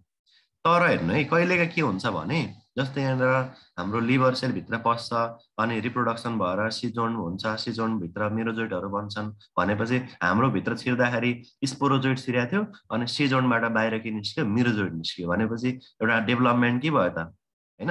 स्पोरोजोइड हाम्रो बडीमा आएको थियो तर त्यो डेभलप हुँदा हुँदै केमा जाँदो रहेछ, मिरोजोइडमा जान्छ अनि यो मिरोजोइडहरू चाहिँ आरबिसीलाई अट्याक गर्न जान्छन्। अब तर कुनै कुनै अवस्थामा जस्तै विशेष गरी भाइवेक्सको केसमा, त्यसै गरी ओभेलीको केसमा के भइदिन्छ भने कहिलेकाहीँ यिनीहरू कहिलेकाहीँ भाइवेक्स र ओभेलीको स्पोरोजोइडहरू मिरोजोइडमा कन्भर्ट नभएर है त, अथवा यिनीहरूको डेभलपमेन्ट नभएर यिनीहरू सिजोन नबनी यिनीहरू के भइदिन्छन् त कहिलेकाहीँ, यहाँ हेर्नुहोस्। तर कहिलेकाहीँ भाइवेक्स र ओभेलीका केही स्पोरोजोइडहरू मिरोजोइड्समा विकास हुन भएर, हुनुपर्ने के हो त, स्पोरोजोइडबाट सिजोन बनेर त्यहाँभित्र मिरोजोइड फर्मेसन हुनु पर्यो, त्यो हुँदैन। र कहिलेकाहीँ चाहिँ मिरोजोइड नबनेर लामो समयसम्म यत्तिकै लिभर सेलमा गएर बस्दिन्छन् है। लामो समय भनेको झन्डै 3 हप्तादेखि 1 वर्षसम्म पनि बस्न सक्छन् भने कहाँ गएर त, लिभर सेलमै लुकेर बस्दिन्छन्। उनीहरू चाहिँ डेभलपमेन्ट हुँदैनन्। मिरोजोइड बन्यो भने त फुटेर आरबिसीलाई अट्याक गर्न गइहाल्यो। तर कहिलेकाहीँ मिरोजोइड बन्दैन अनि के बनिदिन्छ त, स्पोरोजोइडबाट माथि के बनाएको थियो, स्पोरोजोइडबाट मिरोजोइड्सहरू बनिरहेको थियो भने कहिलेकाहीँ स्पोरोजोइडबाट के भनिदिन्छ, हिप्नोजोइड भनेर भनिदिन्छ। यो हिप्नोजोइड चाहिँ लिभरमा लामो समयसम्म लुकेर बस्छ, 3 हप्तादेखि 1 वर्षसम्म चाहिँ लिभरमा लुकेर बस्छ। हो, यसै कारणले गर्दाखेरि यी हिप्नोजोइडहरूले अर्को पटक कुनै पनि बेलामा लाइफ साइकल अगाडि बढायो भने हामीलाई लामखुट्टेले नटोके पनि हामीलाई मलेरिया डिजिज चाहिँ हुनसक्छ, जसलाई हामी के भन्छौँ, रिल्याप्स भन्छौँ। बुझ्यो? अब यहाँबाट तपाईँहरूले 2-3वटा कुरा सिक्नु भयो होइन। लिभरमा लुकेर बस्ने स्टेज के रहेछ त, हिप्नोजोइड हो। यही हिप्नोजोइडको कारणले रिल्याप्स हुन्छ है। रिल्याप्स कुन स्टेजले गर्दाखेरि हुन्छ भनेर सोध्यो भने अब के भन्नुहुन्छ तपाईँहरूले, रिल्याप्स गराउने स्टेज के हो भनेर स्पोरोजोइड, मिरोजोइड, हिप्नोजोइड, ट्रोफोजोइड आयो भने के लेख्ने, कुन स्टेज, अग्लोको कुन स्टेजले गर्दाखेरि रिल्याप्स हुन्छ भनेर सोध्यो भने आन्सर दिन सकिन्छ। अब इम्पोर्टेन्ट क्वेसन है यो एउटा। हिप्नोजोइड्सहरूले गर्दाखेरि के हुने गर्छ त, रिल्याप्स हुने गर्छ है। र लिभरमा गएर यिनीहरू नै बसेर बस्छन्। अब कुन मलेरियामा चाहिँ यस्तो हुन्छ त भने हामीले भाइवेक्स र ओभेली, मैले अघि सुरुमा पनि भनेको थिएँ नि होइन, भाइवेक्स पढाउँदाखेरि भाइवेक्समा रिल्याप्स कमन हुन्छ भनेर। भाइवेक्स र ओभेली चाहिँ लगभग सेम हुने हुनाले यो भाइवेक्स र ओभेलीमा चाहिँ के हुन्छ, रिल्याप्स कमन हुन्छ। किनभने भाइवेक्स र ओभेलीमा चाहिँ यो हिप्नोजोइडहरू लिभरमा गएर चाहिँ बस्दिन सक्छन् होइन, र लामो समयसम्म लुकेर बस्छन् र कुनै पनि बेला यिनीहरूले चाहिँ डिजिज गराउन सक्छ, जसलाई हामी के भन्छौँ, हामीले उपचार गऱ्यौँ, उपचार गरिसकेपछि पनि कहिलेकाहीँ यिनीहरूले डिजिज गराउन सक्छ, जसलाई हामी रिल्याप्स भन्छौँ। अब रिल्याप्स कुन स्टेजले गर्दा हुन्छ भनेर सोध्यो भने हिप्नोजोइड भन्ने, र कुन मलेरियामा चाहिँ रिल्याप्स कमन हुन्छ भनेर आयो भने भाइवेक्स, ओभेली दुइटै दिएर बोथ दिएको छ भने बोथ लेख्नु होला। यदि बोथ छैन, 4वटै अप्सन फरक फरक छ भने के लेख्नु पर्यो, भाइवेक्स लेख्नु पर्यो। किनभने रिल्याप्स चाहिँ भाइवेक्स र ओभेली दुइटैमा हुने चान्स हुन्छ, तर भाइवेक्समा अझै के हुन्छ, मोस्ट कमन हुन्छ है त, भाइवेक्समा मोस्ट कमन हुन्छ। त्यस कारणले भाइवेक्स र ओभेली दिएर बोथ छ भने रिल्याप्स बोथमा हुन्छ भन्नु पर्यो, र छुट्टा छुट्टै 4वटा अप्सन छ भने भाइवेक्स लेखेर आउने। बुझ्यो? हामीले के पढ्यौँ त अहिले भने मानिसमा हुने लाइफ साइकलको जुन इरेथ्रोसाइटिक भन्दा बाहिरको अथवा एक्जो इरेथ्रोसाइटिक अथवा प्री इरेथ्रोसाइटिक साइकल हामीले बुझिसकेका छौँ। यसलाई फेरि अझै थोरै छोटकरीमा भन्नु पर्दाखेरि हाम्रो शरीरमा लामखुट्टेले छोडेर गएको स्पोरोजोइडहरू लिभरमा जान्छन्। लिभरमा यिनीहरूको असेक्सुअल रिप्रोडक्सन हुन्छ र त्यहाँभित्र सिजोन बन्छ। त्यो सिजोनभित्र जुन स्पोरोजोइडहरू थिए ती स्पोरोजोइडहरू अब के बनिसकेका हुन्छन् त मिरोजोइडमा चाहिँ कन्भर्ट भइसकेका हुन्छन् र जब त्यहाँभित्र यिनीहरूको सङ्ख्या धेरै हुन्छ अनि यो सिजन फुट्छ। सिजन फुटिसकेपछि त्यहाँबाट चाहिँ मिरोजोइडहरू निस्किन्छ र यी मिरोजोइडहरू अब हाम्रो रेड ब्लड सेलहरूलाई अट्याक गर्न जान्छ है। अहिले हामी लिभरमा भएको लाइफ साइकल पढ्यौँ। अब आरबिसीमा के हुन्छ, अब यो सबै कुराहरू लिभरमा हुने हुनाले चाहिँ यो हामी जुन सुरुमा पढेको प्री इरेथ्रोसाइटिक साइकललाई हामी कहिलेकाहीँ हेपाटिक साइकल भनेर पनि तपाईँहरूले बुझ्न सक्नुहुन्छ। हेपाटिक स्टेज पनि भन्छ कहिलेकाहीँ, किनभने यो सबै कुराहरू लिभरमा भइरहेको छ। अब लिभरमा अट्याक गरिसकेपछि यिनीहरू जब स्पोरोजोइड अट्याक गरेको थियो तर यिनीहरू के बनिदियो त मिरोजोइड्स बनिदियो। अब यी मिरोजोइडहरू कहाँ जाने भयो आरबिसीमा। अब हेरौँ आरबिसीमा गइसकेपछि के हुन्छ। अब यहाँ फिगरमा सक्छ नि हेर्नु त हामीले पढेको जस्तो यतापट्टि हेर्नु त लिभर सेलमा गएको छ, लिभरलाई इन्फेक्टेड गरेको छ अनि यहाँ तल सिजोन बनेको छ। त्यो सिजोनबाट यो सिजन फुटिसकेपछि रप्चर भइसकेपछि यहाँनिर एउटा के भन्यो त मिरोजोइडहरू यो रेड कलरको जहाँ सन्दानाहरू देखिरहनु भएको छ त्यो मिरोजोइडहरू चाहिँ के हुन्छ बाहिर निस्किन्छ सिजन फुटेर। अब यो जुन यो 5 नम्बरमा हेर्नुहोस् त 5 नम्बरमा अब के भइरहेको छ यहाँ। त्यसपछि के हुन्छ भने यी मिरोजोइड्सहरूले अब आरबिसीलाई गएर के गरिदिन्छन् अट्याक गरिदिन्छन् है।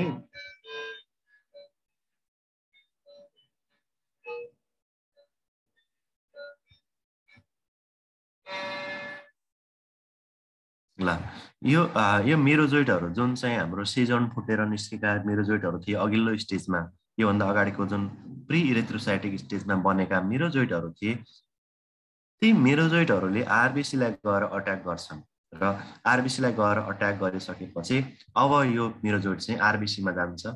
आरबिसीमा गइसकेपछि यो मिरोजोइडहरू चाहिँ आरबिसी भित्र गइसकेपछि यहाँनिर एउटा अर्को स्टेज भन्छ जसलाई हामी इम्याच्योर ट्रोफोजोइड भन्छौँ है। आरबिसी भित्र छिर्दाखेरि यिनीहरू के छिरे मिरोजोइड छिरे। त्यो मिरोजोइड चाहिँ अब इम्याच्योर भनेको परिपक्व नभएको ट्रोफोजोइड जुन चाहिँ रिङ सेपको हुन्छ, यहाँनिर रिङ जस्तो देखिने रिङ स्टेज हुन्छ, त्यसलाई हामी रिङ स्टेज पनि भन्छौँ है। के हुन्छ त आरबिसी भित्र मिरोजोइड पसिसकेपछि सुरुमा त्यो के हुन्छ एउटा अपरिपक्व खालको इम्याच्योर टाइपको ट्रोफोजोइड स्टेज भन्छ जसलाई रिङ स्टेज पनि भनिन्छ। अब यहाँनिरबाट दुईटा बाटो छुट्टिन्छ हैन। त्यो दुईटा बाटो छुट्टिनुभन्दा अगाडि हामी एउटा बाटो हेरौँ के हुन्छ। यो बाटो के हुन्छ भने यो जुन अब इम्याच्योर खालको ट्रोफोजोइड अब बिस्तारै के हुन्छ म्याच्योर हुँदै भयो अनि इम्याच्योर जस्तै मिरोजोइड आरबिसीमा गयो, त्यो आरबिसीमा गएको मिरोजोइड के बन्यो इम्याच्योर ट्रोफोजोइड बन्दो रहेछ। अब त्यो इम्याच्योर ट्रोफोजोइड चाहिँ त्यसपछि बिस्तारै डेभलप हुँदै हुँदै इम्याच्योरबाट अब के बन्यो म्याच्योर खालको ट्रोफोजोइड भन्छ है। ल अब आरबिसी भित्र जुन म्याच्योर ट्रोफोजोइडहरू हुन्छन् त्यो म्याच्योर ट्रोफोजोइड पनि के हुन्छ अब असेक्सुअल रिप्रोडक्सनबाट यिनीहरूको सङ्ख्या के हुन्छ बढ्दै जान्छ है।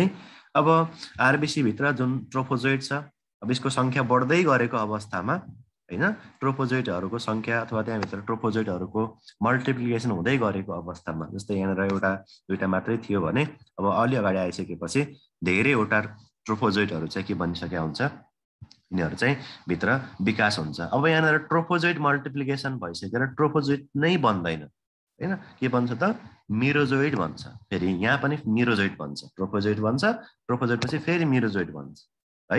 सुरुमा के थियो छिर्दाखेरि पनि मिरोजोइड गएको थियो, आरबिसी भित्र मिरोजोइड गयो हैन अनि इम्याच्योर ट्रोफोजोइड बन्यो, इम्याच्योर पछि म्याच्योर ट्रोफोजोइड बन्यो।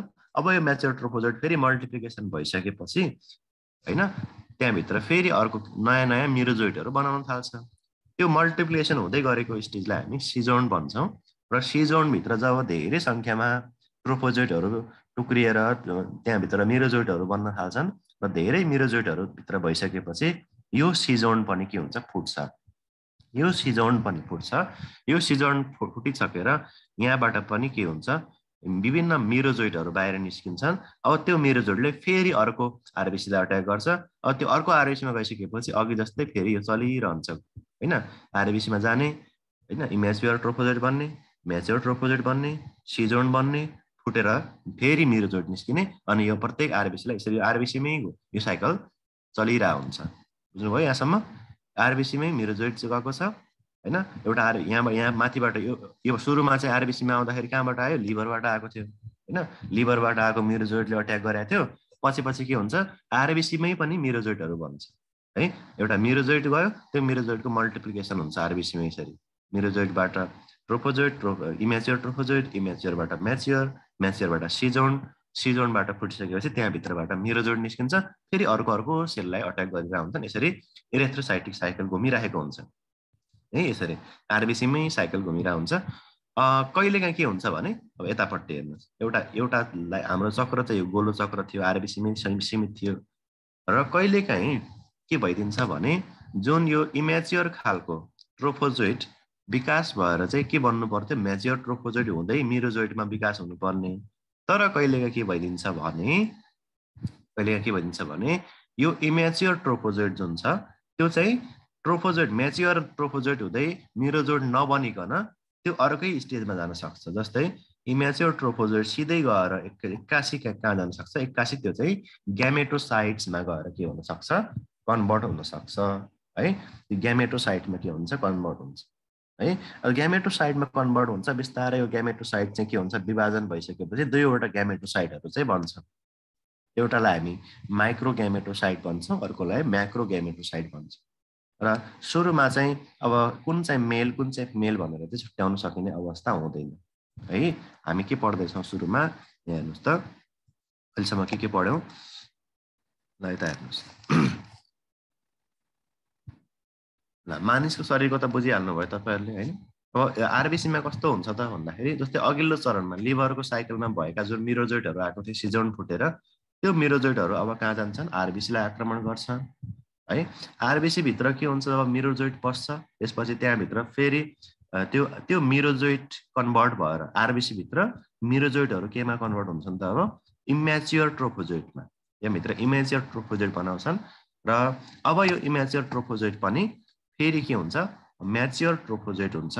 म्याच्योर ट्रोफोजोइड भएर आरबिसीमा फेरि सिजोन बन्छ है। जस्तै सुरुमा के छिर्यो त हाम्रो आरबिसीमा के इन्ट्री गर्यो? मेरोजोइड इन्ट्री गर्यो। त्यो मेरोजोइड आरबिसीमा गइसकेपछि इमेच्योर ट्रोफोजोइड हुन्छ। इमेच्योर ट्रोफोजोइड पछि के हुन्छ? Mature trophozoite. अब यो म्याच्योर ट्रोफोजोइड चाहिँ अब के हुन थाल्छ त? असेक्सुअल रिप्रोडक्सनबाट यसको संख्या पनि के हुन सक्छ? वृद्धि हुन थाल्छ। त्यो वृद्धि हुँदै गर्दाखेरि त्यो आरबिसीलाई हामी के भन्छौँ? सिजोन भन्छौँ है। त्यहाँनिर के भन्छ? फेरि मल्टिप्लिकेसन हुँदाखेरि त्यसलाई हामी सिजोन भन्छौँ। त्यहाँ सिजोन बन्छ। अब आरबिसीको सिजोनभित्र पनि ट्रोफोजोइडहरू केमा कन्भर्ट हुने भयो त? अब मेरोजोइडमा। छिर्ने बेलामा के थियो? मेरोजोइड नै के अरे इन्ट्री छेडेको थियो। मेरोजोइडबाट इमेच्योर ट्रोफोजोइड, इमेच्योर ट्रोफोजोइडबाट ट्रोफोजोइड, ट्रोफोजोइडबाट फेरि मेरोजोइड बनेर अब त्यो मेरोजोइड भएको जुन सिजन फेरि फुट्छ, त्यहाँबाट फेरि के निस्किन्छ? मेरोजोइड नै निस्किन्छ। आरबिसीमा इन्ट्री सुरुको एउटा आरबिसीलाई इन्ट्री गर्दाखेरि त्यहाँ मेरोजोइड नै इन्ट्री गरेको थियो भने त्यहाँबाट फेरि एउटा मेरोजोइड इन्ट्री गर्यो, तर निस्किँदाखेरि धेरै मेरोजोइडहरू निस्कियो। बिचमा चाहिँ लाइफ साइकल चल्यो। के बन्यो बिचमा? ट्रोफोजोइड बन्यो। इमेच्योर ट्रोफोजोइड, म्याच्योर ट्रोफोजोइड बन्यो। त्यति मात्रै फरक हो। यो चक्र भनेको हामीले फिगरमा कहाँनिर हेऱ्यौँ त भन्दाखेरि यो आरबिसीको जुन गोलो आरबिसीको साइकल छ, यहाँनिर चाहिँ चारवटा स्टेजहरू देख्यौँ हामीले। इमेच्योर ट्रोफोजोइड, म्याच्योर ट्रोफोजोइड, सिजोन, त्यहाँबाट मेरोजोइड, फेरि त्यो मेरोजोइडहरू निस्केको, यहाँबाट निस्केको मेरोजोइडले फेरि अर्को आरबिसीलाई अट्याक गर्दै यो साइकल चाहिँ चलिरहेको छ। यसरी नै के हुन्छ? इरेथ्रोसाइटिक साइकल चाहिँ पुरा हुन्छ है त। र यसरी जब मेरोजोइडहरू निस्किसकेपछि फेरि यिनीहरूले अर्को आरबिसीलाई अट्याक गर्छ र त्यसै अघि जस्तै गरेर पुनः यो इरेथ्रोसाइटिक स्टेज चाहिँ के हुन्छ? रिपिट हुँदै गर्छ भनेर। अब यसपछि हाम्रो अर्को स्टेज सुरु हुन्छ। अर्को स्टेज भनेको ग्यामेटोगोनी स्टेज। र ग्यामेटोगोनीमा चाहिँ के हुन्छ भने कहिलेकाहीँ जस्तै हामीले के भन्यो? अब आरबिसी भित्र जुन के थियो त? एउटा इमेच्योर ट्रोफोजोइड के भएको थियो? इमेच्योर ट्रोफोजोइड चाहिँ म्याच्योर ट्रोफोजोइड भएर म्याच्योर ट्रोफोजोइडबाट फेरि मेरोजोइडहरू नै बनेको थियो।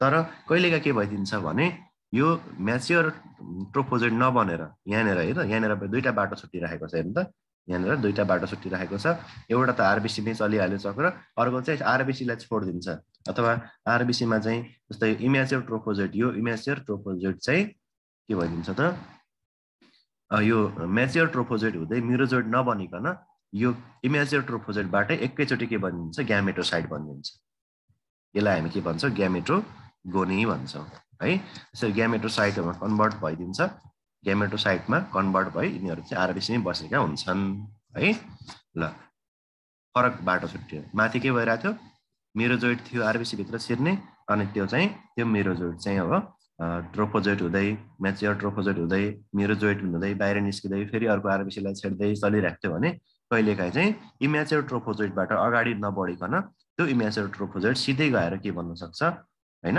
के भन्न सक्छ ग्यामेटोसाइट भन्न सक्छ अब यो अवस्थामा चाहिँ यो कुन मेल ग्यामेट हो कुन फिमेल ग्यामेट हो भनेर चाहिँ छुट्याउन भने सकिँदैन है अब बिस्तारै के हुन्छ भने अब जुन यो ग्यामेटोसाइट भएको आरबिसी भित्र के छ अब ग्यामेटोसाइटहरू छन् तर त्यो मेल हो कि फिमेल भन्ने कुरा चाहिँ त्यतिखेर थाहा हुँदैन अब यो ग्यामेटोसाइट छ हाम्रो ब्लडमा के जाने भयो त अब हाम्रो आरबिसीहरुमा के छ ग्यामेटोसाइट छ अब हाम्रो मानिसमा हुने लाइफ साइकल सक्यो है अब के हुन्छ अब फेरि अब मान्छे संक्रमित छ मान्छेमा यो लाइफ साइकल चलिरहेछ अब के आउँछ एउटा अर्को मस्किटो आउँछ हेल्दी मस्किटो आयो अब हेल्दी मस्किटोले फेरि रगत चुस्यो बिरामीबाट अनि लामखुट्टेले चाहिँ के लगेर गयो त लामखुट्टेले के लिएर जान्छ होला त हाम्रो बडीबाट मस्किटोले के लिएर जान्छ कि हाम्रो बडीमा के बनिसकेको छ यहाँनिर लामखुट्टेले हामीलाई के दिएर गएको थियो सुरुमा स्पोरोजोइड दिएर गएको थियो अब के बन्यो यहाँनिर ग्यामेटोसाइट बन्यो भने अब अर्को मस्किटोले टोकेर जाँदाखेरि हाम्रो बडीमा चाहिँ ग्यामेटोसाइट बनिसकेको हुन्छ र यही ग्यामेटोसाइट चाहिँ लामखुट्टेले लगेर जान्छ है भनेपछि मस्किटोको लागि इन्फेक्टिभ स्टेज के रहेछ त मानिसको लागि स्पोरोजोइड हैन मानिसलाई रोग सर्दाखेरि लामखुट्टेले स्पोरोजोइड दिएर जान्छ भने मस्किटोले चाहिँ के लगेर जान्छ हेल्दी मस्किटो बिरामी हुनु पर्यो भने उसले चाहिँ हाम्रो बडीबाट के लाने भयो त ग्यामेटोसाइट लगेर जान्छ त्यसै कारणले मस्किटोको लागि इन्फेक्टिभ स्टेज कुन भनेर सोध्यो भने के भन्छ हामी अब ग्यामेटोसाइट भन्छौँ किनभने मस्किटोले चाहिँ आफ्नो बडीमा लाने हाम्रो शरीरबाट मस्किटोले लिएर जाने भनेको ग्यामेटोसाइट अब यी ग्यामेटोसाइट चाहिँ लगेर जान्छ कसले चाहिँ लामखुट्टेले अब बाँकी लाइफ साइकल चाहिँ केमा सुरु हुने भयो बाँकी लाइफ साइकल अब केमा हुन्छ मस्किटोमा हुन्छ अब ग्यामेटोसाइट लगिसकेपछि अब मस्किटोको बडीमा के हुन्छ life cycle in mosquito sporogony cycle पनि भन्छौँ मस्किटोले लगिसकेपछि जब एउटा हेल्दी मस्किटोले इन्फेक्टेड मानिसलाई टोक्छ यसले चाहिँ ग्यामेटोसाइटहरू लिएर जान्छ त्यसै कारणले गर्दा ग्यामेटोसाइटलाई हामी इन्फेक्टिभ स्टेज भन्छौँ जुन चाहिँ लामखुट्टेको लागि है अब लगिसकेपछि यी ग्यामेटोसाइटहरू चाहिँ के हुन्छन् भने मस्किटोको चाहिँ स्टोमकसम्म पुग्छन् है मस्किटोको स्टोमकमा पुगेर यो ग्यामेटोसाइटहरू चाहिँ के हुन्छन् त अझ डेभलप हुन्छन् जसलाई हामी दुईटा नाम दिन्छौँ एउटा म्याक्रोग्यामेटोसाइट अर्को चाहिँ माइक्रोग्यामेटोसाइट है अब अघि सुरुमा चाहिँ ग्यामेटोसाइट मात्रै लगाएको थियो त्यतिखेर उसले लाने बेलामा हाम्रो बडीबाट लाने बेलामा लगेको जुन ग्यामेटोसाइट थियो त्यो चाहिँ मेल फिमेल भनेर छुट्याउन सकिँदैन थियो तर जब यो ग्यामेटोसाइट लामखुट्टेको स्टोमकमा पुग्छ त्यहाँ पुगिसकेपछि ग्यामेटोसाइटहरू चाहिँ अलि विकास हुन्छ अनि तिनीहरूको नाम के दिन्छ हामी म्याक्रोग्यामेटोसाइट भनेको फिमेल ग्यामेट हो र जुन मेल ग्यामेट भन्छ त्यसलाई हामी के भन्छौँ माइक्रोग्यामेटोसाइट है फिमेल ग्यामेटलाई के भन्ने म्याक्रोग्यामेटोसाइट र मेल ग्यामेटलाई के भन्ने हामीले माइक्रोग्यामेटोसाइट भनेर भन्छौँ अब जुन यो माइक्रोग्यामेटोसाइट छ त्यो माइक्रोग्यामेटोसाइटबाट चाहिँ माइक्रोग्यामेट बन्यो है ग्यामेटो लास्टको यो साइटहरू छ नि यो साइट हट्छ फेरि विकास हुन्छ माइक्रोग्यामेटोसाइट र म्याक्रोग्यामेटोसाइट छ भने अब यिनीहरू फेरि विकास हुन्छ यिनीहरू डेभलप भएर लास्टको जुन साइट भन्ने कुराहरू छ यो चाहिँ हट्छ यिनीहरू चाहिँ हट्छ र यिनीहरूको नाम के हुने भयो म्याक्रोग्यामेटोसाइट माइक्रोग्यामेटोसाइट के भन्ने भयो माइक्रोग्यामेट र अनि त्यसै गरी दुईटै माइक्रो भएछ दुईटै यसलाई म सच्याइ दिन्छु तपाईहरुलाई के भन्न खोजेको भने म्याक्रोग्यामेटोसाइटबाट म्याक्रोग्यामेट र माइक्रो ग्यामेटोसाइटबाट माइक्रो ग्यामेट भनेपछि यो म्याक्रो ग्यामेटोसाइटबाट म्याक्रो ग्यामेट अनि माइक्रो ग्यामेटोसाइटबाट माइक्रो ग्यामेट भन्छ भने चाहिँ अब के भने त एउटा म्याक्रो ग्यामेट छ हामीसँग म्याक्रो ग्यामेट भनेको फिमेल र माइक्रो ग्यामेट भनेको मेल दुईटा कुरा अब साइट भन्ने जस्तो कुरा हट्यो यहाँबाट हैन लास्टको जुन साइट छ नि साइट हट्यो अनि ग्यामेट ग्यामेट मात्रै भयो माइक्रो ग्यामेट म्याक्रो भनेको ठुलो माइक्रो भनेको सानो ठुलो कसको हुँदो रहेछ ग्यामेट फिमेलको चाहिँ म्याक्रो हुँदो रहेछ है अब के हुन्छ भने जसरी अब यहाँनिर हामीले भन्यौ कि माइक्रो ग्यामेटोसाइट चाहिँ के हुन्छ माइक्रो ग्यामेट हुन्छ भने यसरी जुन माइक्रो ग्यामेटोसाइट अथवा मेल ग्यामेटहरुबाट साना साना माइक्रो ग्यामेट बन्ने प्रक्रियालाई हामी के भन्छौं एक्स फ्ल्याजेलेसन हो जस्तै अघि लास्टको यो साइड हटेर चाहिँ ग्यामेट मात्रै बन्छ भनेको थिएँ नि हैन त्यो माइक्रो ग्यामेटोसाइट चाहिँ के हुन्छ अब के भन्छ म्याक्रो ग्यामेट मात्रै साइड हटेर त्यो माइक्रो ग्यामेटोसाइटबाट माइक्रो ग्यामेट मात्रै बन्छ है अब के हुन्छ भने अब जुन यो मेलको मेल हो नि त माइक्रो भनेको त यो माइक्रो ग्यामेट चाहिँ अब के हुन्छ त जुन हाम्रो म्याक्रो ग्यामेट छ म्याक्रो भनेको फिमेल माइक्रो भनेको मेल अब माइक्रो ग्यामेट गएर के गर्छ त म्याक्रो ग्यामेटसँग फ्युजन हुन्छ जस्तै सम्झिनको लागि जुन माइक्रो ग्यामेटलाई स्पर्म सम्झिनु म्याक्रो ग्यामेटलाई ओभम सम्झिनु अनि मानिसमा ओभम र स्पर्मको फ्युजन कसरी हुन्छ त त्यसरी नै हैन स्पर्म चाहिँ ओभमलाई गएर पेनिट्रेट गरे जस्तै यहाँ पनि मेलको स्पर्म भनेको यहाँनिर के हो त माइक्रो ग्यामेट हो यो माइक्रो ग्यामेट गएर फिमेलको ग्यामेट जसलाई हामी म्याक्रो ग्यामेट भन्छौं त्यसलाई गएर के गर्छ पेनिट्रेट गर्छ अनि यिनीहरु फ्युजन भएर त्यही भएर सेक्सुअल भनेको मेल फिमेल छ नि त यहाँनिर हैन त्यही भएर सेक्सुअल लाइफ साइकल हुन्छ मस्किटोमा र यो माइक्रो ग्यामेट भनेको मेलको ग्यामेट र म्याक्रो भनेको फिमेलको ग्यामेट सँग फ्युजन भएर त्यहाँनिर एउटा के भन्छ जाइगोट भन्छ है बुझ्यो यहाँसम्म बुझ्दै जानु है यहाँ फिगरमा पनि हेर्न सक्नुहुन्छ यहाँहरुले मस्किटोको लाइफ साइकल यहाँनिर अब लामखुट्टेले जब ब्लड सक गरेर हाम्रो शरीरबाट ग्यामेटोसाइट लान्छ अनि यतापट्टि यहाँ म्याक्रो ग्यामेटोसाइटहरु माइक्रो ग्यामेटोसाइटहरु देख्नुहुन्छ अनि यो माइक्रो ग्यामेटोसाइटहरु के हुन्छ त यहाँ एक्स फ्ल्याजेलेसन भएको छ हैन माइक्रो ग्यामेटोसाइटबाट माइक्रो ग्यामेटहरु बनेको छ अनि यो फिगरमा तपाईले यहाँ सानो एउटा लामो डोरी जस्तो धागो जस्तो स्ट्रक्चर यो भनेको माइक्रो ग्यामेट हो त्यो माइक्रो ग्यामेट चाहिँ यो गोलो गोलो भनेको म्याक्रो ग्यामेटलाई पेनिट्रेट गर्दै छ यहाँबाट एउटा जाइगोट बन्छ है यहाँसम्म बुझ्नु भएको छ अब यो जाइगोट सुरुमा बन्दाखेरि यी मोटाइल हुँदैन एक ठाउँबाट अर्को ठाउँमा जान सक्ने खालको मोटाइल हुँदैन तर जब यो मोटाइल हुन्छ जाइगोट मोटाइल भइसकेपछि यसको नाम चेन्ज भएर के हुन्छ हो जसलाई हामी उकाइनेट भन्छौं जाइगोटको भन्दा अगाडिको स्टेज जुन चाहिँ मोटाइल स्टेज हुन्छ एक ठाउँबाट अर्को ठाउँमा आफै पनि जान सक्ने हुन्छ त्यसलाई हामी के भन्छौं उकाइनेट भन्छौं अब यो उकाइनेट फेरि डेभलप हुन्छ उकाइनेटको अझ विकास हुन्छ त्यसपछि त्यो ओसिस्ट बन्छ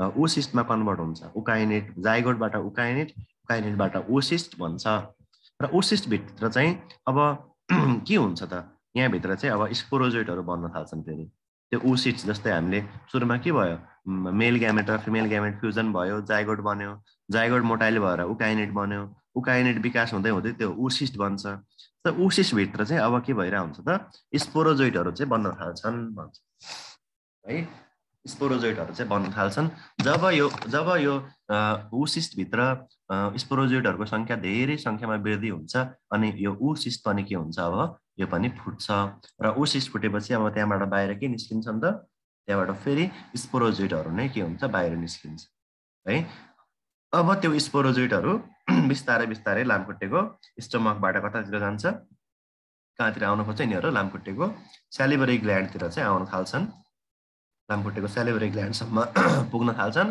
र अब जब यो मस्किटो जसको चाहिँ सैलिभरी ग्ल्यान्डमा यी स्पोरोजोइटहरु छ यो मस्किटोले अर्को हेल्दी पर्सनलाई कुनै एउटा स्वस्थ व्यक्तिलाई टोक्यो भने उसलाई फेरि के दिएर जान्छ स्पोरोजोइट नै दिएर जान्छ र हामीले कहाँबाट लाइफ साइकल सुरु गरेका थियौं त्यसैगरी अर्को व्यक्तिमा पनि यसको लाइफ साइकल के हुन्छ अब सुरु हुन्छ यसरी चाहिँ हाम्रो मलेरियाको दुईवटा होस्टहरुमा लाइफ साइकल चल्छ मस्किटोले मान्छेलाई स्पोरोजोइट दिने अर्को मस्किटोले ग्यामेटोसाइट दिने ग्यामेटोसाइट फेरि के भन्ने स्पोरोजोइट भन्ने ग्यामेटोसाइटबाट स्पोरोजोइटबाट ग्यामेटोसाइट बनिरहन्छ यसरी नै लाइफ साइकल चाहिँ कम्प्लिट हुन्छ हजुर कतिको बुझ्नु भएन भने एकचोटी रेकर्डिङहरु पनि सुन्नुस् नोट पनि हेर्नु होला पाइसकेपछि र अब चाहिँ तपाईले पक्कै पनि यसको लाइफ साइकल बुझ्नु भयो जस्तो लाग्छ है।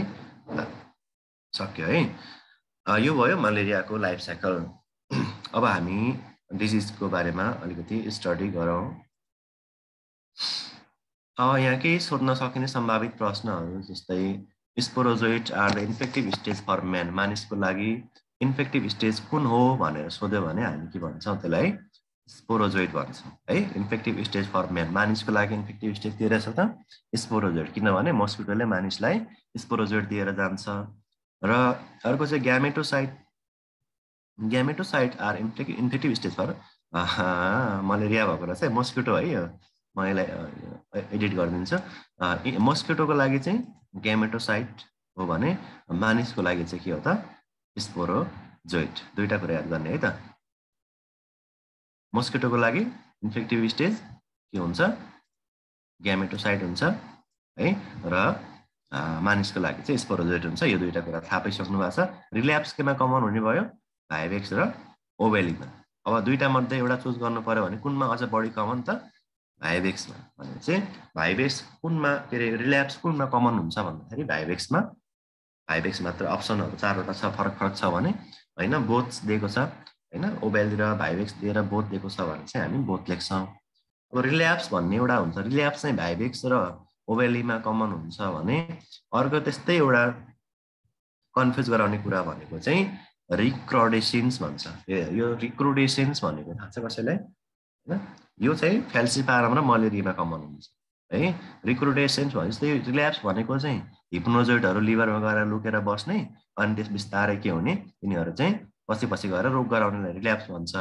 अब जस्तै कहिलेकाहीँ औषधि खायो तर कम्प्लिटली औषधि खाएन अनि केही कीटाणुहरू चाहिँ त्यहाँ मरेनन्, औषधि खाँदा पनि बाँचे वा ड्रग रेसिस्टेन्ट भएर चाहिँ प्यारासाइटहरू चाहिँ एक दुईवटा बाँकी रह्यो। जस्तै अब हामीले औषधि खायौँ सबै नमरे पनि एक दुईवटा बाँकी रहे पनि रोग त निको भए जस्तो हुन्छ।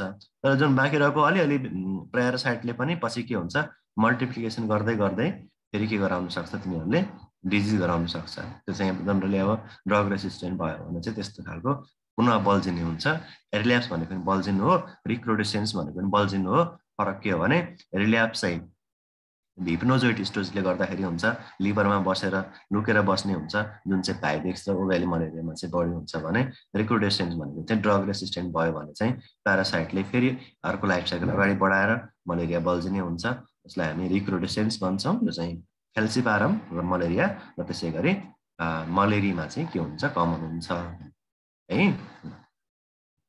यहाँ माथि लेखिदिएकै छ recrudescence is seen in all species, generally सबैमा हुनसक्छ हुन चाहिँ, तर कमन केमा हुने भयो त फ्याल्सिपारम र प्लाज्मोडियम मलेरियामा चाहिँ कमन हुन्छ। रिल्याप्स चाहिँ भाइभेक्स र ओभेलीमा कमन हुन्छ है। अर्को चाहिँ exo erythrocytic stage do not persist long in case of plasmodium malariae and falciparum होइन। जुन यो चाहिँ प्लाज्मोडियम मलेरी र फ्याल्सिपारममा चाहिँ जुन एक्जो इरेथ्रोसाइटिक स्टेज हुन्छ त्यो एक्जो इरेथ्रोसाइटिक स्टेज चाहिँ धेरै लामो समयसम्म रहँदैन भने है। यिनीहरूमा चाहिँ जनरली लङ टाइमसम्म चाहिँ यो रहँदैन एक्जो इरेथ्रोसाइटिक स्टेज। र मलेरिया लागेको व्यक्ति वा एन्टी मलेरियल औषधि खाएको व्यक्तिले 3 वर्षपछिसम्म ब्लड डोनेसन चाहिँ गर्नु हुँदैन भन्छ, किनभने अघि तपाईँले भनिहाल्नुभयो यहाँ चाहिँ रिक्रुडेसेन्स हुने चान्सहरू, त्यसै गरी रिल्याप्स हुने चान्सहरू चाहिँ हुनसक्छ होइन। मलेरियाको प्यारासाइटहरू केही प्यारासाइटहरू चाहिँ अलिकति पनि हुनसक्छ, लामो समयसम्म बस्न पनि सक्छन्। त्यसै कारणले गाइडलाइनले चाहिँ 3 वर्षसम्म चाहिँ ब्लड डोनेसन, र मलेरिया भएको व्यक्तिले कति वर्षसम्म ब्लड डोनेसन गर्नु हुँदैन भनेर सोध्यो भने तपाईँहरूले 3 वर्ष भनेर लेख्नुपर्ने हुन्छ है। बुझ्यो ल। अब यसको सर्ने तरिका मोड अफ ट्रान्समिसन है। ब्रेक त हुँदैन अब, किनभने अब रेकर्डिङ हो, रेकर्डिङ हेर्नु होला छुटेको क्लासहरू, तपाईँहरू ब्रेक लिन सक्नुहुन्छ आफै है। किनभने अहिले भर्खर मेरो फिजिकल क्लास पनि जानु छ क्या, अहिले त्यहाँ स्टुडेन्टहरू पर्खिरहेछन्, त्यहाँ फिजिकल जानुपर्ने हुन्छ, त्यही भएर तपाईँहरूलाई सकाएर अनि उता जान्छु म। अब धेरै छैन, हामी मलेरिया भन्दा बाहिर अरू पढ्नु सायद भ्याइदिनु होला, मलेरिया पढेर अनि सकाइदिन्छ, अनि बाँकी भरे बेलुका पढ्छ हामी क्लासमा। मोड अफ ट्रान्समिसन चाहिँ के छ त भन्दा यसको चाहिँ bite of female anopheles mosquito, यो चाहिँ हिजोको क्लास हो है, हिजो ल्यापटपमा समस्या भएर नपढाएर अझै बिहान सारेको। एउटा सर्ने भनेको मोस्ट कमन के हो त फिमेल एनोफिलिस मस्किटोको टोकाइबाट सर्छ, यो चाहिँ मोस्ट कमन सर्ने माध्यम भनेको यही हो। र कहिलेकाहीँ रेयरली अब ब्लड ट्रान्सफ्युजनबाट हुन्छ, ट्रान्सफ्युजन मलेरिया भन्छौँ हामी। त्यसै गरी कन्जेनाइटल मलेरिया भनेको आमाबाट बच्चामा पनि कहिलेकाहीँ मलेरिया ट्रान्समिट हुनसक्छ। यो चाहिँ अब औलो सर्ने केही मुख्य रुटहरू भयो, हामीलाई थाहा नै छ यो। र त्यसै गरी अब क्लिनिकल फिचर हेरौँ त। क्लिनिकल फिचरमा चाहिँ मलेरिया भन्ने बित्तिकै हामीले 3वटा ट्राइड, जस्तो एपिडेमियोलोजिकल ट्राइड भनेको थाहा छ नि तपाईँहरूलाई होइन, अथवा मर्फिज ट्राइड भन्छौँ होइन। एपिडेमियोलोजिकल ट्राइड एजेन्ट, होस्ट र इन्भाइरोन्मेन्ट हुनै पर्ने होइन। त्यस्तै गरी मर्फिज ट्राइडमा होइन पेन, फिभर, भोमिटिङ हुनै पर्ने भने जस्तै यहाँ चाहिँ मलेरियाको पनि ट्राइड 3वटा कुरा चाहिँ कम्पलसरी हुन्छ।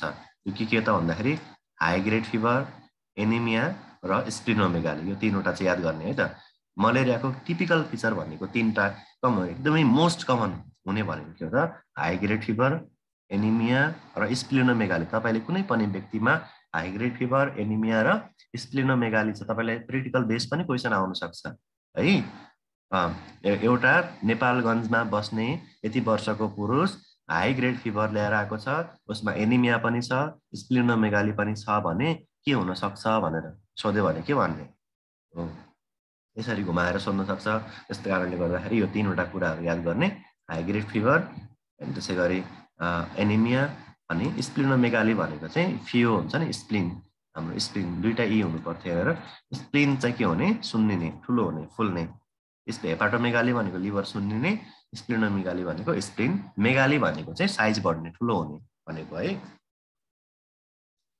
ओके, र fever is present in, fever चाहिँ अब कस्तो खालको यसमा ज्वरो आउँछ त भन्यो, हाई ग्रेड आउँछ र कस्तो प्याटर्नमा आउँछ त भन्दाखेरि मलेरियामा कस्तो ज्वरो आउँछ भनेर सोध्यो भने हामी के भन्छौँ, इन्टरमिटेन्ट फिभर। इन्टरमिटेन्ट भनेको चाहिँ नर्मलमा आउने, फेरि बढ्ने, फेरि नर्मलमा आउने। हामीले अघि भन्यौँ नि होइन, पेरियोडिक बेसमा आउँछ, कुनै एक दिन बिराएर आउनेछ, कुनै तेस्रो दिनमा आउनेछ, कुनै चौथो दिनमा आउनेछ भने। त्यस कारणले गर्दा यो चाहिँ पिरियडमा चाहिँ ज्वरो आउँछ, जसलाई हामी के भन्छौँ, इन्टरमिटेन्ट फिभर भन्छौँ है। टाइफाइडमा तपाईँहरूले रेमिटेन्ट फिभर भन्नुभएको छैन होइन हो, भने यसमा चाहिँ के हुन्छ, इन्टरमिटेन्ट टाइपको चाहिँ फिभर चाहिँ देखा पर्ने हुन्छ है। र यसको फिभर चाहिँ 3वटा स्टेजमा देखा पर्ने हुन्छ, एउटा कोल्ड स्टेज, अनि हट स्टेज, अनि स्वेटिङ स्टेज गरे 3वटा स्टेजहरू चाहिँ देखा पर्छ। कोल्ड स्टेजमा के हुन्छ भने यो चाहिँ 15 मिनटदेखि 1 घन्टासम्म रहन सक्छ। र यसमा कोल्ड स्टेजमा के हुन्छ त, ल्यासिच्युड हुन्छ। यो भनेको एनर्जीको ल्याकिङ हुने, ल्याक अफ एनर्जी, एकदमै विकनेस फिलिङ हुने, फ्याटिक भनेको थकान हुने, टाउको दुख्ने, नौजिया, अनि चिल्ली सेन्सन भनेको एकदम जाडो फिल हुने, र राइगर भनेको कम्पन आउने, बडीमा चाहिँ एक खालको चाहिँ कम्पन आउँछ, जसलाई हामी राइगर भन्छौँ। Chills and rigor, fever with chills and rigor हुन्छ। त्यही भएर जाडो हुन्छ, मान्छेलाई जाडो हुन्छ, अनि जिउ चाहिँ कटकटी काम्न थाल्छ, यो हुनसक्छ। अनि यसमा प्राय यो स्टेजमा, कोल्ड स्टेजमा चाहिँ सामान्यतया के हुन्छ, रगतमा प्यारासाइटहरू चाहिँ देखिने हुन्छ। किनभने जुन बेला फिभर आएको हुन्छ, फिभर आएको बेलामा चाहिँ हामीले ब्लड चेक गऱ्यौँ भने त्यतिखेर चाहिँ प्यारासाइटहरू जनरली देखिने चान्स कम हुन्छ। र ज्वरो आएको 2-3 घन्टापछि, केही घन्टापछि चाहिँ के हुन्छ, यो रगतमा चाहिँ प्यारासाइटहरू चाहिँ हेर्न सजिलो हुन्छ है। र यो स्टेज चाहिँ के हुन्छ त, 15 मिनटदेखि 1 घन्टाको हुने भयो। र हट स्टेज यसपछि सुरु हुन्छ। हट स्टेज, हटमा चाहिँ बिस्तारै अब अघि जाडो भएको थियो, अब उसलाई जिउ अलिकति तातो फिल हुन थाल्छ, उसमा हाई ग्रेड फिभर आउँछ, 39देखि 41 डिग्री सेन्टिग्रेडसम्म चाहिँ के हुनसक्छ, फिभर आउन सक्छ। स्किन चाहिँ हट हुन्छ, ड्राई हुन्छ होइन, छुँदाखेरि पनि सुक्खा स्किन हुन्छ, तातो हुन्छ है। र यो चाहिँ 2 देखि 6 घन्टासम्म चाहिँ फिभरको स्टेज रहन सक्छ है। अब जब 2 देखि 6 घन्टा उसलाई एकदम हाई ग्रेड फिभर आइसकेपछि अब बिस्तारै उसलाई के हुन्छ त, पसिना हुन्छ, अब पुरै जिउ भिज्छ पसिनाले होइन। फिभर कम डाउन, प्रोफ्युज स्वेटिङ, प्रोफ्युज भनेको प्रशस्त मात्रा नुहाए जस्तै गरी खलखली के हुन्छ, पसिना आउँछ है। त्यति भइसकेपछि स्किन चाहिँ अब के भयो त, कुल अनि मोइस्ट हुन्छ, किनभने पसिना भएपछि त बिस्तारै के हुन्छ त, अब चिसो हुन थाल्छ र मोइस्ट हुन्छ। र यो स्वेटिङ स्टेज पनि 2 देखि 4 घन्टासम्म रहन सक्छ। यो चाहिँ यसको क्लिनिकल फिचरहरू भयो है ज्वरोको। र बाँकी भनेको यसको कम्प्लिकेसनहरू पनि देखा पर्न सक्छ। कम्प्लिकेसनमा चाहिँ फ्याल्सिपारम मलेरियाको कम्प्लिकेसन के हुन्छ त, सेरेब्रल मलेरिया गराउन सक्ने रहेछ, ब्ल्याक वाटर फिभर र सिभियर एनिमिया भनेको चाहिँ विशेष गरी के को हुन्छ त, फ्याल्सिपारम मलेरियाको साइलेन्ट सिम्पटमहरू है।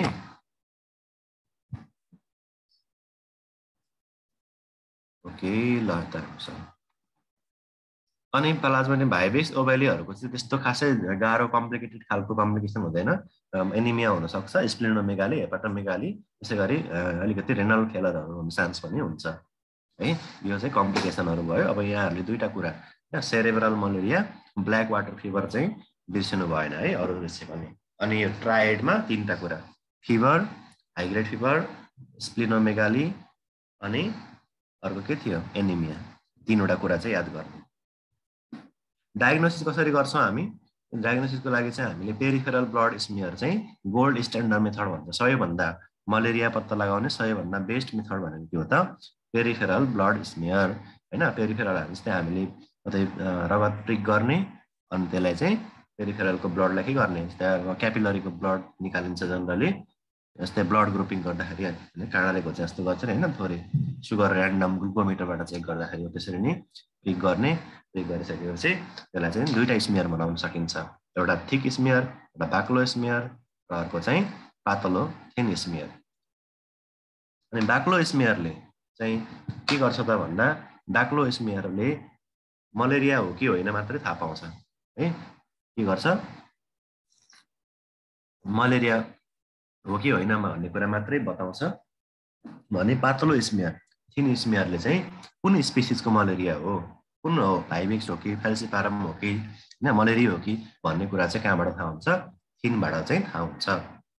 र आजभोलि धेरै ठाउँमा अब यसको लागि त पुरै ट्रेनिङ लिएको हुनुपर्छ, धेरै एक्सपिरियन्स हुनु पर्यो, माइक्रोस्कोपमा हेर्न सक्नु पर्यो, चिन्नु पर्यो होइन, अग्लोको प्यारासाइट चिन्नु पर्यो, अनि बल्ल के हुन्छ त्यो थाहा हुन्छ। तर आजभोलि सजिलोको लागि हाम्रो किटबाट, आरडिटीबाट पनि मलेरियाहरू डायग्नोसिस गराउन थालिएको छ।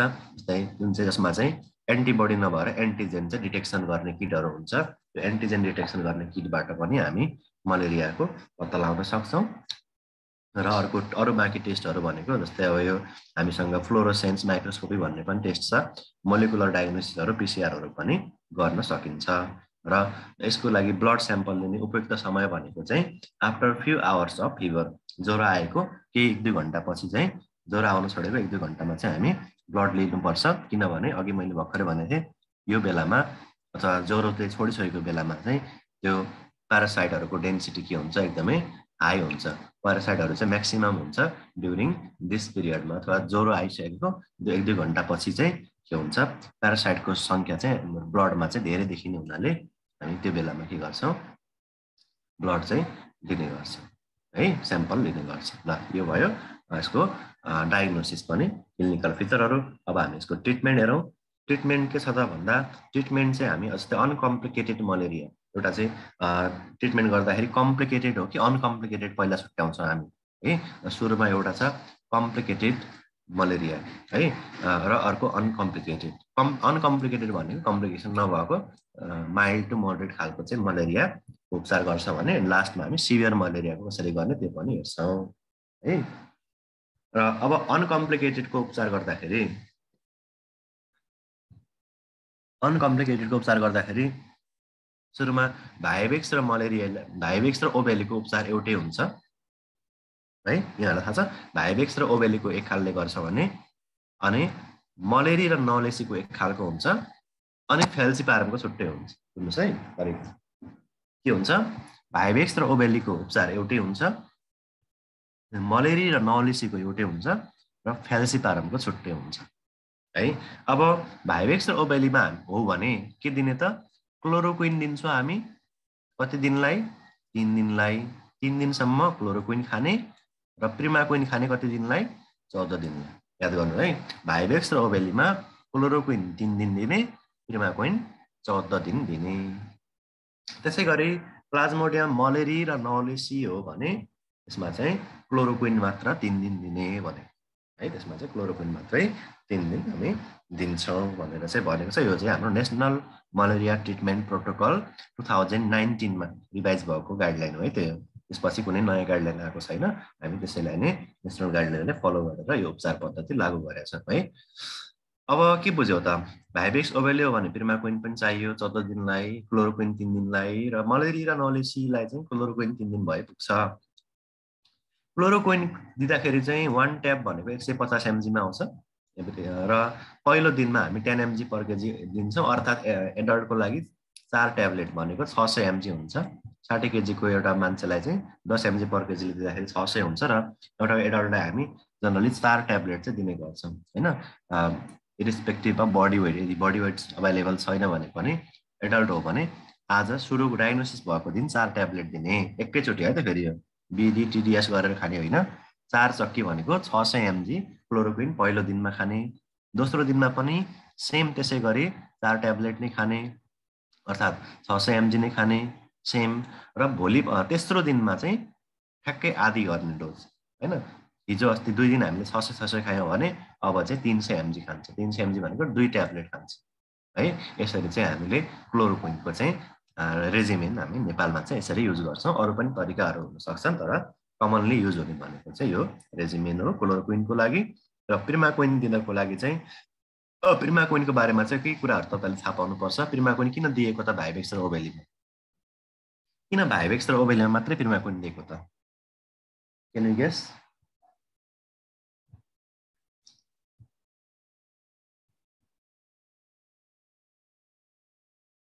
कमेन्ट हो गुड। किनभने जस्तै अब भाइभेक्स र ओभेलीमा मैले के भनेको थिएँ त, लिभरमा चाहिँ हिप्नोजोइड भएर लुकेर बस्छ होइन। त्यो हिप्नोजोइडले गर्दाखेरि भोलिका दिनमा के हुन्छ, रिल्याप्स हुने चान्स चाहिँ बढी हुन्छ। त्यो रिल्याप्स नहोस् भनेर हामीले के गर्ने हो, प्रिमाक्विन दिने हो। र यसरी जस्तै क्लोरोक्विनले चाहिँ लिभरमा गएर हिप्नोजोइडलाई मार्न सक्दैन, अनि लिभरमा गएर हिप्नोजोइडलाई मार्ने भनेको चाहिँ प्रिमाक्विनले हो। त्यस कारणले गर्दा प्रिमाक्विन चाहिँ हामी हिप्नोजोइड मार्नको लागि, अर्थात् रिल्याप्स नहोस् भन्नको लागि, अर्थात् रेडिकल क्युरको लागि। रेडिकल क्युर भनेको सम्पूर्ण प्यारासाइटहरूलाई नष्ट गर्नको लागि, अर्थात् लिभरमा रहेको हिप्नोजोइड पनि मारेर सम्पूर्ण परजीवीहरूलाई मार्नको लागि जुन औषधि प्रयोग गर्छ त्यसलाई हामी रेडिकल क्युर पनि भनिन्छ है त्यसलाई। अब तपाईँलाई क्वेसन के आउन सक्छ भने रेडिकल क्युरको लागि कुन औषधि युज हुन्छ भनेर, त्यो भनेको प्रिमाक्विन। अर्थात् किन रेडिकल क्युर भनेको के त भन्दाखेरि प्रिभेन्ट रिल्याप्स। रेडिकल क्युर गर्यो भने के हुन्छ, रिल्याप्स चाहिँ हुन पाउँदैन। रेडिकल भनेको सबै मार्ने है। ल रेडिकल क्युर गर्नको लागि वा भोलिका दिनमा रिल्याप्स नहोस् भन्नको लागि चाहिँ के गरिन्छ, प्रिमाक्विन दिइन्छ। त्यसै कारणले गर्दाखेरि यो प्रिमाक्विन चाहिँ भाइभेक्स र ओभेलीमा मात्रै दिइन्छ, किनभने यिनीहरूमा मात्रै के हुन्छ, रिल्याप्स हुने चान्स हुन्छ। र अर्को भनेको अब प्रिमाक्विनले चाहिँ कुन स्टेज मार्ने भयो त, मैले के भने अघि, जुन लिभरमा लुकेर बस्ने हिप्नोजोइडहरू हुन्छ तिनीहरूलाई चाहिँ प्रिमाक्विनले चाहिँ मार्छ, जसलाई नै हामी के भन्छौँ, रेडिकल क्युर भन्छौँ। अब यो हिप्नोजोइडहरू नै नरहेपछि भोलि उसलाई रिल्याप्स हुने सम्भावना हुँदैन। यसको डोज भनेको 0.25 mg पर केजी पर डे दिनुपर्छ र जम्मा 14 दिनसम्म चाहिँ प्रिमाक्विन खानुपर्ने हुन्छ। र यो दिन नमिल्ने कन्डिसनहरू पनि छ। प्रिमाक्विन चाहिँ प्रेग्नेन्सीमा कदापि युज गर्नु हुँदैन, ल्याक्टेटिङ मदर, त्यसै गरी 6 महिनासम्मको बच्चाहरूमा, त्यसै गरी G6PD भनेको यो लिभर फङ्सन टेस्टमा आउँछ। यो G6PD को डेफिसियन्सी भएको छ भने त्यस्तो यो चाहिँ एउटा लिभरको प्रब्लम हो, G6PD डेफिसियन्सी, त्यस्तोमा पनि दिन मिल्दैन। यी कन्डिसनहरूमा चाहिँ प्रिमाक्विन चाहिँ कन्ट्राइन्डिकेसन हुन्छ है त। 0.25 0.75 होइन भन्नुभएको छ, यस्तै पढे जस्तो लाग्थ्यो। कन्फर्म गरिदिन्छु है, पक्नु डाउट लागेको कुरालाई किन राख्नु। गाइडलाइन्स एकछिन म गाइडलाइन खोलेर हेरिदिन्छु। यहाँनिर नेसनल मलेरिया कहाँ छ, नेसनल मलेरिया ट्रिटमेन्ट प्रोटोकल यो छ यहाँ। एकैछिन पर्खिनु है, यस्तो लाग्छ मलाई चाहिँ।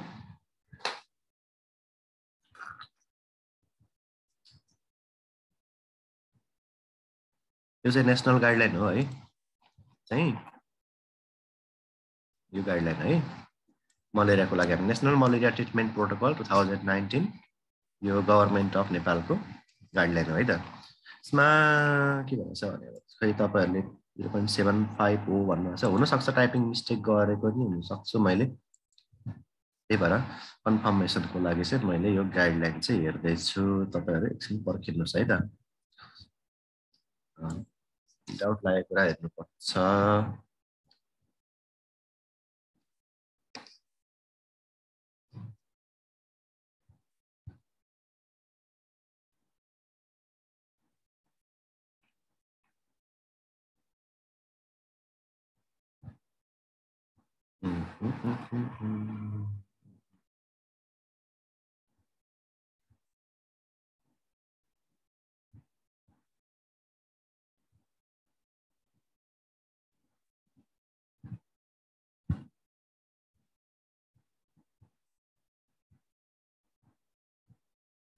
ट्रिपमा पनि 14 डे मात्रै भनेको छ यहाँ चाहिँ होइन।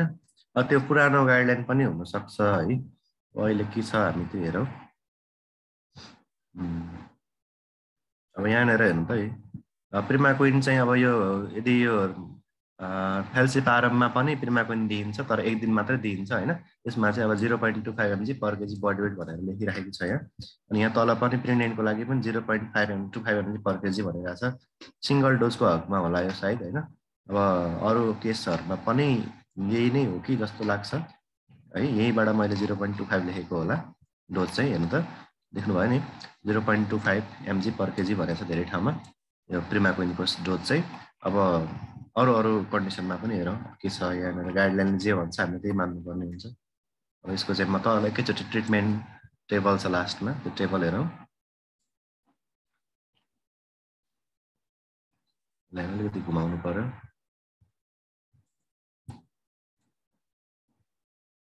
यहाँ छ यहाँ हेर्नु त सबैजनाले, यो चाहिँ हाम्रो मलेरियाको तालिका हो है त। Malaria diagnosis and treatment chart, औलो निदान तथा उपचार तालिका हो। यसलाई हामी यसरी योबाट गर्छौँ होइन। कसरी डायग्नोसिस गर्ने, कसरी उपचार गर्ने भनेर एउटा फ्लो चार्ट बनाइदिएको छ नेपाल सरकारले। त्यसै अनुसार हामीले यहाँ चाहिँ सिकिस्त औलोलाई कसरी गर्ने र नर्मल औलोलाई कसरी गर्ने सबै डोजहरू यसमा दिएको हुन्छ। जस्तै हामीले क्लोरोक्विन र प्रिमाक्विन दिँदाखेरि चाहिँ यहाँ साइडमा देखेको छ, हेर्नु त के लेखेको छ, पढ्नु त। क्लोरोक्विन चक्की 3 दिनसम्म खुवाउने 10 mg पर केजी बडी वेटको दरले र तेस्रो दिन 5 mg पर केजी दरले हामीले बुझिसक्यौँ। त्यसै गरी प्रिमाक्विन चक्की 0.25 mg पर केजी बडी वेटको दरले 14 दिनसम्म खुवाउने। 6 महिनासम्म भन्दा कम उमेरका बालबालिका र स्तनपान गराउने महिलाका लागि नखुवाउने है। के रहेछ त गाइडलाइनले के भन्यो? 75 रहेछ कि 25 रहेछ?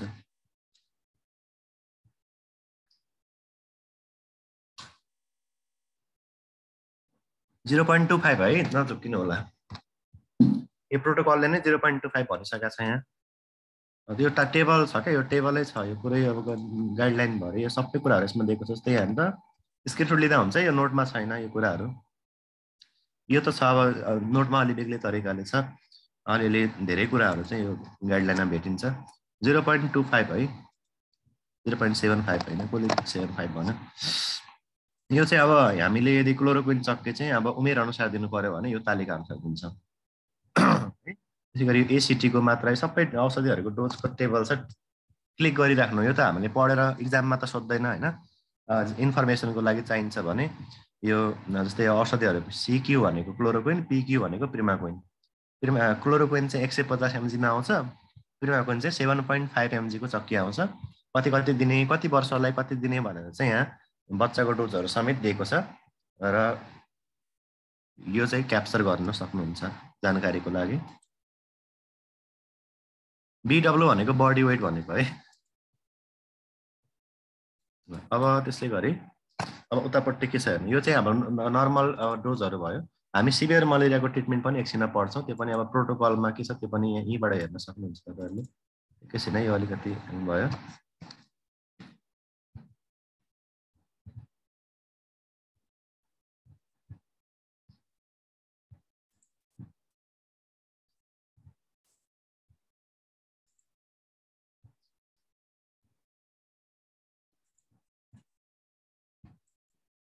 ल बुझ्यो होइन त, 0.25 mg पर केजी पर डे दिन्छ 14 दिनको लागि, कुनमा नदिने भन्ने कुरा पनि आइसक्यो।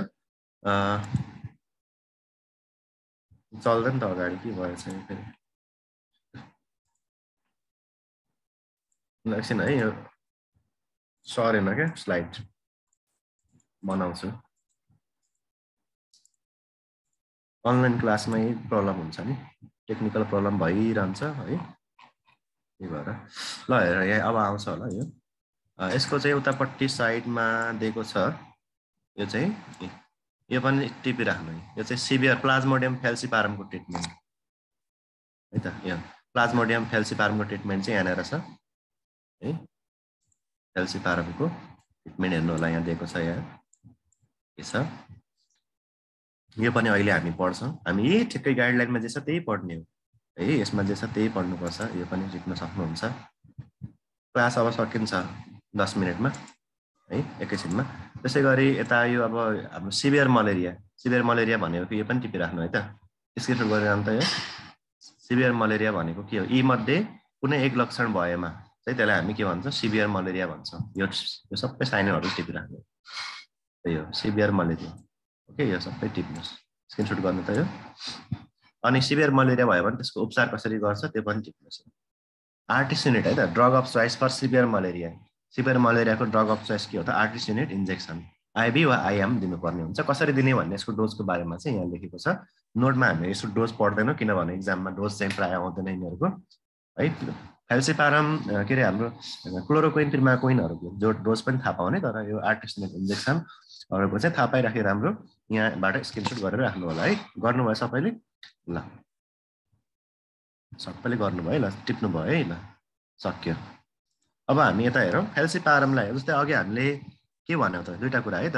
हामी अहिले अनकम्प्लिकेटेड सिभियर मलेरिया होइन कि, कम्प्लिकेटेड नभएको मलेरियामा भाइभेक्स र ओभेल छ भने क्लोरोक्विन र प्रिमाक्विन दिने।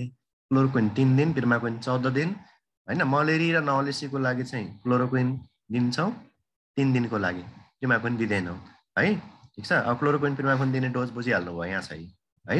पहिलो दिनमा 600 mg एडल्टको लागि 10 mg पर केजी, दोस्रो दिन पनि 10 mg पर केजी, अनि तेस्रो दिनमा 5 mg पर केजी दिने है। र प्रिमाक्विन चाहिँ रेडिकल क्योरको लागि दिन्छौँ, रिल्याप्स नहोस् भन्नको लागि, हिप्नोजोइड मार्नको लागि दिन्छौँ। 0.25 mg पर केजी पर डे चाहिँ के हो त, प्रिमाक्विनको डोज हो। 14 डेजसम्मलाई यो हामी दिने गर्छौँ। र कन्ट्राइन्डिकेसन भनेको यिनीहरू भयो। अब फ्याल्सिपारम मलेरिया, अब हामी सबै अहिलेसम्म 4वटा पढिहाल्यो होइन, 5वटा। अब फ्याल्सिपारमको मात्रै बाँकी रह्यो। फ्याल्सिपारमको ड्रग अफ चोइस के हो त, एसिटी है। एसिटी भन्दा पनि हुन्छ, एएल भन्दा पनि हुन्छ है। एसिटी भनेको थाहा छ, एसिटी यसको नोटमा मैले फुल फर्म राखेँ कि राखिनँ, तपाईँहरूको च्याट बक्समा राखिदिन्छ है। एसिटी भनेको आर्टेमिसिन कम्बिनेसन थेरापी है त, आर्टेमिसिन कम्बिनेसन थेरापी भन्छ है त, आर्टेमिसिन कम्बिनेसन थेरापी है। थेरापी आरएसिटी को पुरा रूप हो, आर्टेमिसिन कम्बिनेसन थेरापी, एसिटी है। यो चाहिँ ड्रग अफ चोइस फर केका लागि त है, यो चाहिँ फ्याल्सिपारम मलेरियाको चोइस अफ ड्रग के हो त, एसिटी हो।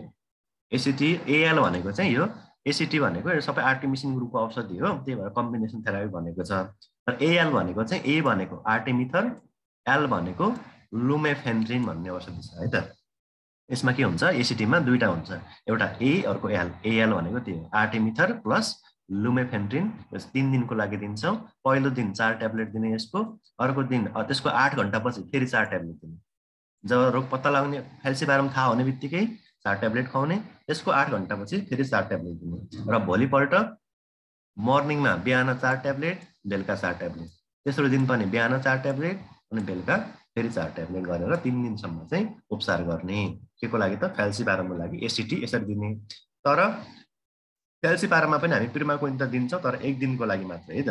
0.25 mg पर केजी दिन्छ फर फर्स्ट डे ओन्ली। 1 दिन जस्तै हामी के अरे हामी उसमा ओभेली र भाइभेक्समा 14 दिनसम्म खाने भनेको छ नि त होइन।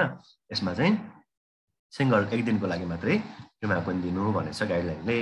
त्यसै गरी मिक्स्ड मलेरियाको चोइस अफ ड्रग पनि यही हो है त। मिक्स्ड मलेरियाको चोइस अफ ड्रग भनेको पनि एसिटी नै हो, अर्थात् एसिटी छैन भने एएल। एएल भनेको आर्टेमिथर प्लस लोमेफेन्ड्रिनलाई नै एसिटी भनिन्छ है। र सिभियर मलेरियाको ट्रिटमेन्ट भर्खर तपाईँले गाइडलाइनमा हेर्नुभयो होइन, के रहेछ त। यो चाहिँ कमनली केले गराउँछ, सिभियर मलेरिया फ्याल्सिपारमले गराउँछ होइन। र यसको चोइस अफ ड्रग के हो त, इन्जेक्सन आर्टिसिनेट, जुन चाहिँ आइबी वा आइएम दिन सकिन्छ है। भनेपछि सिभियर मलेरियाको चोइस अफ ड्रग के हो त, आइबी आइएम दिने हामीले इन्जेक्सन आर्टिसिनेट। यो भयो मलेरियाको ट्रिटमेन्ट। अहिलेसम्म यहाँहरूले सबै सिभियर मलेरियादेखि लिएर मिक्स्ड मलेरियादेखि लिएर अनकम्प्लिकेटेड मलेरियासम्म 4 पद्धति थाहा पाइसक्नु भएको छ। अझै झुकिनु भयो भने नोट आउँछ, नोटमा पनि हेर्नु होला। हामी एक दुईवटा डिजिजहरू हात्तीपाइले जेईहरू पढेर अनि नोट पनि दिइहाल्छ तिमीहरूलाई छिट्टै। त्यसपछि हामी टेस्टको लागि पनि तयार रहनु होला। पठाएको नोट जुन छ डिजिजहरूको त्यसको लागि तपाईहरुले नोटको पनि तयारी गर्नु होला है। इन्जेक्सन सिंगल डोज होइन, मैले तपाईहरुलाई यहाँनिर देखाएको छु है त। यहाँ हेर्नु त कसरी दिने भनेर। यो डोजको बारेमा आवश्यक पर्यो भने एकचोटि यो पढ्नुस् अनि त्यसपछि बुझ्नु भएन भने अनि सोध्नु होला है। त्यसै गरी अब थोरै छ, अब धेरै नदिनु। अब ठ्याक्कै 8 बजे म छोडिदिन्छु क्लास, 2 घण्टा त पढ्नुपर्छ हेर्नु। त्यसपछि अब यसको केमोप्रोफाइलेक्सिस भन्छ। केमोप्रोफाइलेक्सिस भनेको चाहिँ के हो त, औषधि खाने तर रोग लागेपछि होइन कि रोग लाग्नुभन्दा अगाडि। यदि तपाईँ मलेरियाको हाई रिस्क ठाउँमा जाँदै हुनुहुन्छ भने त्यहाँ चाहिँ केमोप्रोफाइलेक्सिसको रूपमा चाहिँ के प्रयोग गरिन्छ त, क्लोरोक्विन प्रयोग गरिन्छ। यसरी उच्च क्षेत्रमा जो हाई रिस्क एरियामा जानुभन्दा 1 हप्ता अगाडिबाटै सुरु गर्नुपर्छ र त्यो ठाउँ छोडेर फर्किसकेपछि पनि 4 हप्तासम्म चाहिँ औषधि खानुपर्छ। केमोप्रोफाइलेक्सिस भन्छ है त। यो पनि प्रोटोकल अनुसार खानुपर्छ। यस्तो प्रोटोकल हामीलाई चाहिँदैन। सक्यो है त। मलेरियाको टेक्निकल कुराहरू यति हो। तपाईहरुले धेरै कुराहरू, मलेरिया एकदम इम्पोर्टेन्ट टपिक पनि हो सबैको लागि। कम्युनिकेबल डिजिजमै सबैभन्दा एउटा इम्पोर्टेन्ट टपिकको रूपमा हामी मलेरिया लिने गर्छौँ। यहाँबाट धेरै खालको इम्पोर्टेन्ट प्रश्नहरू। प्रेग्नेन्सीको लागि पनि क्लोरोक्विन है ड्रग अफ चोइस। क्लोरोक्विन दिन मिल्छ प्रेग्नेन्सीमा। प्रिमाक्विन नदिने, क्लोरोक्विन मात्रै दिने है। अनि त्यसै गरी त्यही भएर यो मलेरियालाई राम्रोसँग एकचोटि हेर्नु होला। लाइफ साइकलदेखि लिएर यसका स्टेजहरू होइन, धेरै कुराहरू, धेरै इम्पोर्टेन्ट क्वेसनहरू चाहिँ यहाँबाट बन्ने हुन्छ। एकदमै तयार रहनु होला र यहाँ इक्जामको लागि पनि रेडी हुनु होला। अब इक्जाम सम्भवतः आज सक्यो भने आजै तपाईहरुको त्यो हिजो पठाएको कम्युनिकेबल डिजिजको टेस्ट अनलाइन टेस्ट हुन सक्छ आज बेलुका। त्यसकारण नि माइन्ड मेकअप गरेर पढेर बस्नु होला सबैजना। केमोप्रोफाइलेक्सिस भनेको औषधि खानु के अरे, तपाईँ कुनै मलेरिया औलो प्रभावित क्षेत्रमा जाँदै हुनुहुन्छ, हाई रिस्क एरियामा जाँदै हुन्छ भने तपाईले अगाडि नै, रोग लाग्नुभन्दा अगाडि नै क्लोरोक्विन खाएर जानुपर्ने हुन्छ। त्यसलाई नै केमोप्रोफाइलेक्सिस भन्छ। यो चाहिँ तपाईँ जानुभन्दा 1 हप्ता अगाडिबाट सुरु गर्नुपर्छ र त्यो मलेरियाको रिस्क एरिया भन्दा फर्किसकेपछि पनि हामी 4 हप्तासम्म कन्टिन्यू औषधि खाइरहनुपर्छ। यो चाहिँ अब लो डोजमा खानुपर्छ। यसको डोज चाहिँ मलाई पनि थाहा भएन। यो चाहिँ अब गाइडलाइनले दिएको हुन्छ, त्यो अनुसार चाहिँ खानुपर्छ है, प्रोटोकल अनुसार। आजसम्म पढाएको होइन, यसको नोट चाहिँ नोट कहिले आउँछ अरे। खालि यो भाइले नोट मात्रै भन्छ जहिले। नोट दिइरहेको छु त मैले सबै। अब अहिले यो पढाइसकेकै छैन यो भेक्टर-बोर्न डिजिज, तिमीलाई अहिले कसरी नोट दिनु? अहिले यहाँ स्क्रिनसट गर्दै गर्ने हो क्या, क्लासमा लेख्दै गर्ने, रेकर्डिङ हेर्दै गर्ने है तत्कालको लागि। र जब यो युनिट सकिन्छ अनि त्यसपछि पीडीएफ नोट पाउने हो तपाईहरु। त्यही भएर योभन्दा अगाडि पढाएको मात्रै कम्युनिकेबल डिजिज हामीले टिको एचआईभी कहाँसम्म नोट दिएको छु, एचआईभी सिप्लिस कहाँसम्म दिएको छु, त्यहाँसम्मको आउँछ नोट। त्यहाँसम्मको नोट पाइसक्नु भएको छ तपाईहरुले। हो त्यो कम्युनिकेबल डिजिजहरुको चाहिँ भेक्टर-बोर्न डिजिजको छुट्टै टेस्ट हुन्छ। तपाईहरुले भेक्टर-बोर्न डिजिजको छुट्टै टेस्ट हुन्छ। त्यही भएर अहिले कम्युनिकेबल डिजिज जसको नोट पाउनु भएको छ त्यसको चाहिँ तयारी गर्नुस् है। औलोको गभर्नमेन्टको स्थिति के छ त भन्दाखेरि नेपाल सरकारले औलो प्रोग्राम, औलो नियन्त्रण कार्यक्रम, मलेरिया कन्ट्रोल प्रोग्राम ल्याइसकेको छ। जसको भिजन भनेको नेपाललाई 2025 सम्ममा नेपाललाई मलेरिया मुक्त गराउने, औलो फ्री, मलेरिया फ्री नेपाल बनाउने एउटा भिजन राखेको छ। नेपाल कहिलेसम्म भन्दाखेरि 2025 सम्ममा औलो मुक्त घोषणा गर्ने लक्ष्य राखेको छ। र अब यसको चाहिँ के छ त, अब लक्ष्यहरू छ, यहाँले लियोहरू आफै पढ्नु होला तपाईहरुले, त्यस्तो धेरै इम्पोर्टेन्ट छैन। अब यसमा केही डेटहरू पनि तपाईहरुलाई सोधिन सक्छ। यो केही इम्पोर्टेन्ट डेटहरू अलि उता गएको रहेछ, यसलाई अलि म मिलाएर हालिदिन्छु पछि। सुरुमा चाहिँ 1954 मा युएसएआईडी को सहयोगमा चाहिँ एउटा मलेरिया कन्ट्रोल प्रोजेक्ट भनेर चाहिँ एउटा प्रोजेक्ट सुरु भएको थियो। त्यसपछि 1958 मा 1958 मा एउटा नेशनल मलेरिया इरेडिकेसन प्रोग्राम, राष्ट्रिय औलो रोग उन्मूलन कार्यक्रम, मलेरियालाई चाहिँ इरेडिकेट गर्ने भनेर चाहिँ नेपाल सरकारले एउटा पब्लिक हेल्थ प्रोग्राम चाहिँ 1958 मा ल्याएको थियो। यो चाहिँ नेपालको पहिलो जनस्वास्थ्य कार्यक्रम हो। यो पनि एउटा इम्पोर्टेन्ट क्वेसन हो है त। नेपालको the first public health programme of Nepal, नेपालको पहिलो पब्लिक हेल्थ प्रोग्राम के हो भनेर सोध्यो भने that is national malaria eradication programme हो है र त्यसपछि अब 58 मा चाहिँ इरेडिकेसन गर्छु भनेर प्रोग्राम ल्यायो तर यो रोग चाहिँ इरेडिकेसन गर्न सम्भव छैन भन्ने थाहा पाइसकेपछि अब त्यसपछि यो इरेडिकेसनलाई के गरिदियो कन्भर्ट गरेर अब इरेडिकेसन होइन कि अब चाहिँ यसलाई के गर्नुपर्छ कन्ट्रोल प्रोग्राम लानुपर्छ भनेर अनि 1978 मा इरेडिकेसनलाई चेन्ज गरेर के बनायो त मलेरिया कन्ट्रोल प्रोग्राम भनेर चाहिँ के गर्यो चेन्ज गर्यो त्यसपछि 1998 मा WHO ले एउटा नयाँ इनिसिएसन जारी गरेको थियो नयाँ इनिसिएटिभ जारी गर्यो जुन चाहिँ नेपालको जुन अब जङ्गलहरू घना जङ्गलहरूको एरिया त्यसै गरी तल्लो पहाड तराई तथा उपत्यकाका ठाउँहरू जहाँ चाहिँ 12 महिना मलेरिया देखा पर्थे अथवा पुरै देशको चाहिँ 70% मलेरियाका बिरामीहरू जहाँ देखा पर्छन् त्यो ठाउँमा चाहिँ मलेरियालाई कन्ट्रोल गर्नका लागि एउटा नीति अवलम्बन गर्यो जसलाई हामी के भन्छौँ रोल ब्याक मलेरिया भनेर भन्छौँ यो WHO ले चाहिँ इनिसिएसन गरेको एउटा नीति हो र 1998 मा रोल ब्याक मलेरिया इनिसिएटिभ सुरु भयो त्यसै गरी 2004 मा ग्लोबल फन्डले चाहिँ मलेरिया कन्ट्रोल प्रोग्रामलाई सहयोग गर्न थाल्यो र 2005 मा जुन सुपानेट भन्ने एउटा आएको छ लङ लास्टिङ इन्सेक्टिसाइडल ट्रिटेड बेडनेट यो हामीले अस्ति पनि कुरा गरेका थियौँ यो चाहिँ हाम्रो एपिडेमियोलोजी तथा रोग नियन्त्रण महाशाखाले यसलाई वितरण गर्न थालेको थियो LLIN को र 2016 बाट चाहिँ हाम्रो EDCD भनेको epidemiology and disease control division भन्छ यो डिभिजनले नेपाललाई चाहिँ माइक्रो स्ट्राटिफिकेसन गर्न थाल्यो हैन कहिलेबाट भने 2016 बाट माइक्रो स्ट्राटिफिकेसन भनेको नेपालको चाहिँ कतिवटा वार्डहरू कुन वार्डहरू अथवा कुन पपुलेसनहरू चाहिँ रिस्कमा छन् कुन चाहिँ हाई रिस्कमा छन् कुन चाहिँ नो रिस्कमा छन् यो कुराहरू चाहिँ छुट्याउन थालेको चाहिँ कहिलेबाट त 2016 बाट हो है र अब यसको चाहिँ अब प्रत्येक 16 बाट चाहिँ हरेक वर्ष चाहिँ यसको के भइरहेछ स्ट्राटिफिकेसन हुन्छ र अहिलेको भर्खरै पब्लिस भएको रिपोर्ट भनेको चाहिँ मलेरिया स्ट्राटिफिकेसन रिपोर्ट 2020 2020 मा 21 को आएको छैन 2020 को चाहिँ मलेरिया स्ट्राटिफिकेसन आएको छ यसमा चाहिँ अब पहिला हाई रिस्क र मोडरेट रिस्क वार्डमा चाहिँ कतिवटा पर्छ त भनेर हेरौँ रिस्क भएको वार्ड यो भन्दा बाहेकको चाहिँ अब नो रिस्क र लो रिस्क पनि हुन्छ हामीले यसलाई चाहिँ अलिक फोकस गरेर हेर्नु पर्यो प्रदेश नम्बर 1 मा हाई रिस्क वार्डहरू छैनन् मोडरेट रिस्क वार्डहरू पनि छैनन् 0 छ प्रदेश 2 मा हाई रिस्क वार्डहरू एउटा छ भने मोडरेट रिस्क एउटा छ 2 नम्बरमा भनेपछि दुईटा एउटा हाई रिस्कमा छ एउटा केमा छ त मोडरेटमा छ बागमती प्रदेशमा हाई रिस्क पनि छैन मोडरेट पनि छैन बागमती र 1 नम्बर प्रदेशमा केही छैन हैन रिस्क नै छैन अथवा हाई रिस्कमा पनि कुनै परेन मोडरेटमा पनि परेन अरु बाँकी रहेको भनेको नो रिस्क र लो रिस्कमा होला हैन त्यसै गरी गण्डकी प्रदेशमा तपाईले गण्डकी प्रदेशको लोकसभा दिँदै हुनुहुन्छ हैन गण्डकी प्रदेशको त थाहा पाउनु पर्यो है गण्डकी प्रदेशमा चाहिँ हाई रिस्क मलेरियाको लागि हाई रिस्क वार्डमा चाहिँ कुनै पर्दैन मोडरेट रिस्कमा एउटा वार्ड राखेको छ त्यो भनेको गैंडाकोट नगरपालिका 18 यो नवलपरासीमा पर्छ नवलपरासी डिस्ट्रिक्ट चाहिँ हाई रिस्कमा भयो त्यसै गरी लुम्बिनी प्रदेशमा 3 वटा जिल्लाहरू हाई रिस्कमा छ भने 12 वटा वार्डहरू यो जिल्ला हैन वार्ड है त सबै वार्डहरू हो 3 वटा वार्ड लुम्बिनी प्रदेशमा हाई रिस्कमा पर्यो 12 वटा मोडरेटमा कर्णालीमा 6 वटा हाई रिस्कमा 18 वटा के त मोडरेट रिस्कमा र सबैभन्दा बढी औलोको रिस्क भएको प्रदेश कुन हो त कुन रहेछ हेर्नु त सबैभन्दा हाई रिस्क भएको सबैभन्दा बढी हाई रिस्क मोडरेट रिस्क औलोको उच्च जोखिम भएको प्रदेश कुन रहेछ देख्नु भयो सुदूरपश्चिम चाहिँ सबैभन्दा औलोको हाई रिस्कमा पर्छ जसमा 18 वटा वार्डहरू चाहिँ हाई रिस्कमा छन् भने 93 वटा वार्डहरू चाहिँ मोडरेट रिस्कमा चाहिँ पर्छन् है र यसो गर्दाखेरि अहिलेसम्म जम्मी 28 वटा वार्डहरू चाहिँ केमा पर्यो त हाई रिस्कमा पर्यो नेपाल भरिको हेर्ने हो भने 28 वटा वार्डहरू नेपाल भरिको 28 वटा वार्डहरू हाई रिस्कमा पर्छन्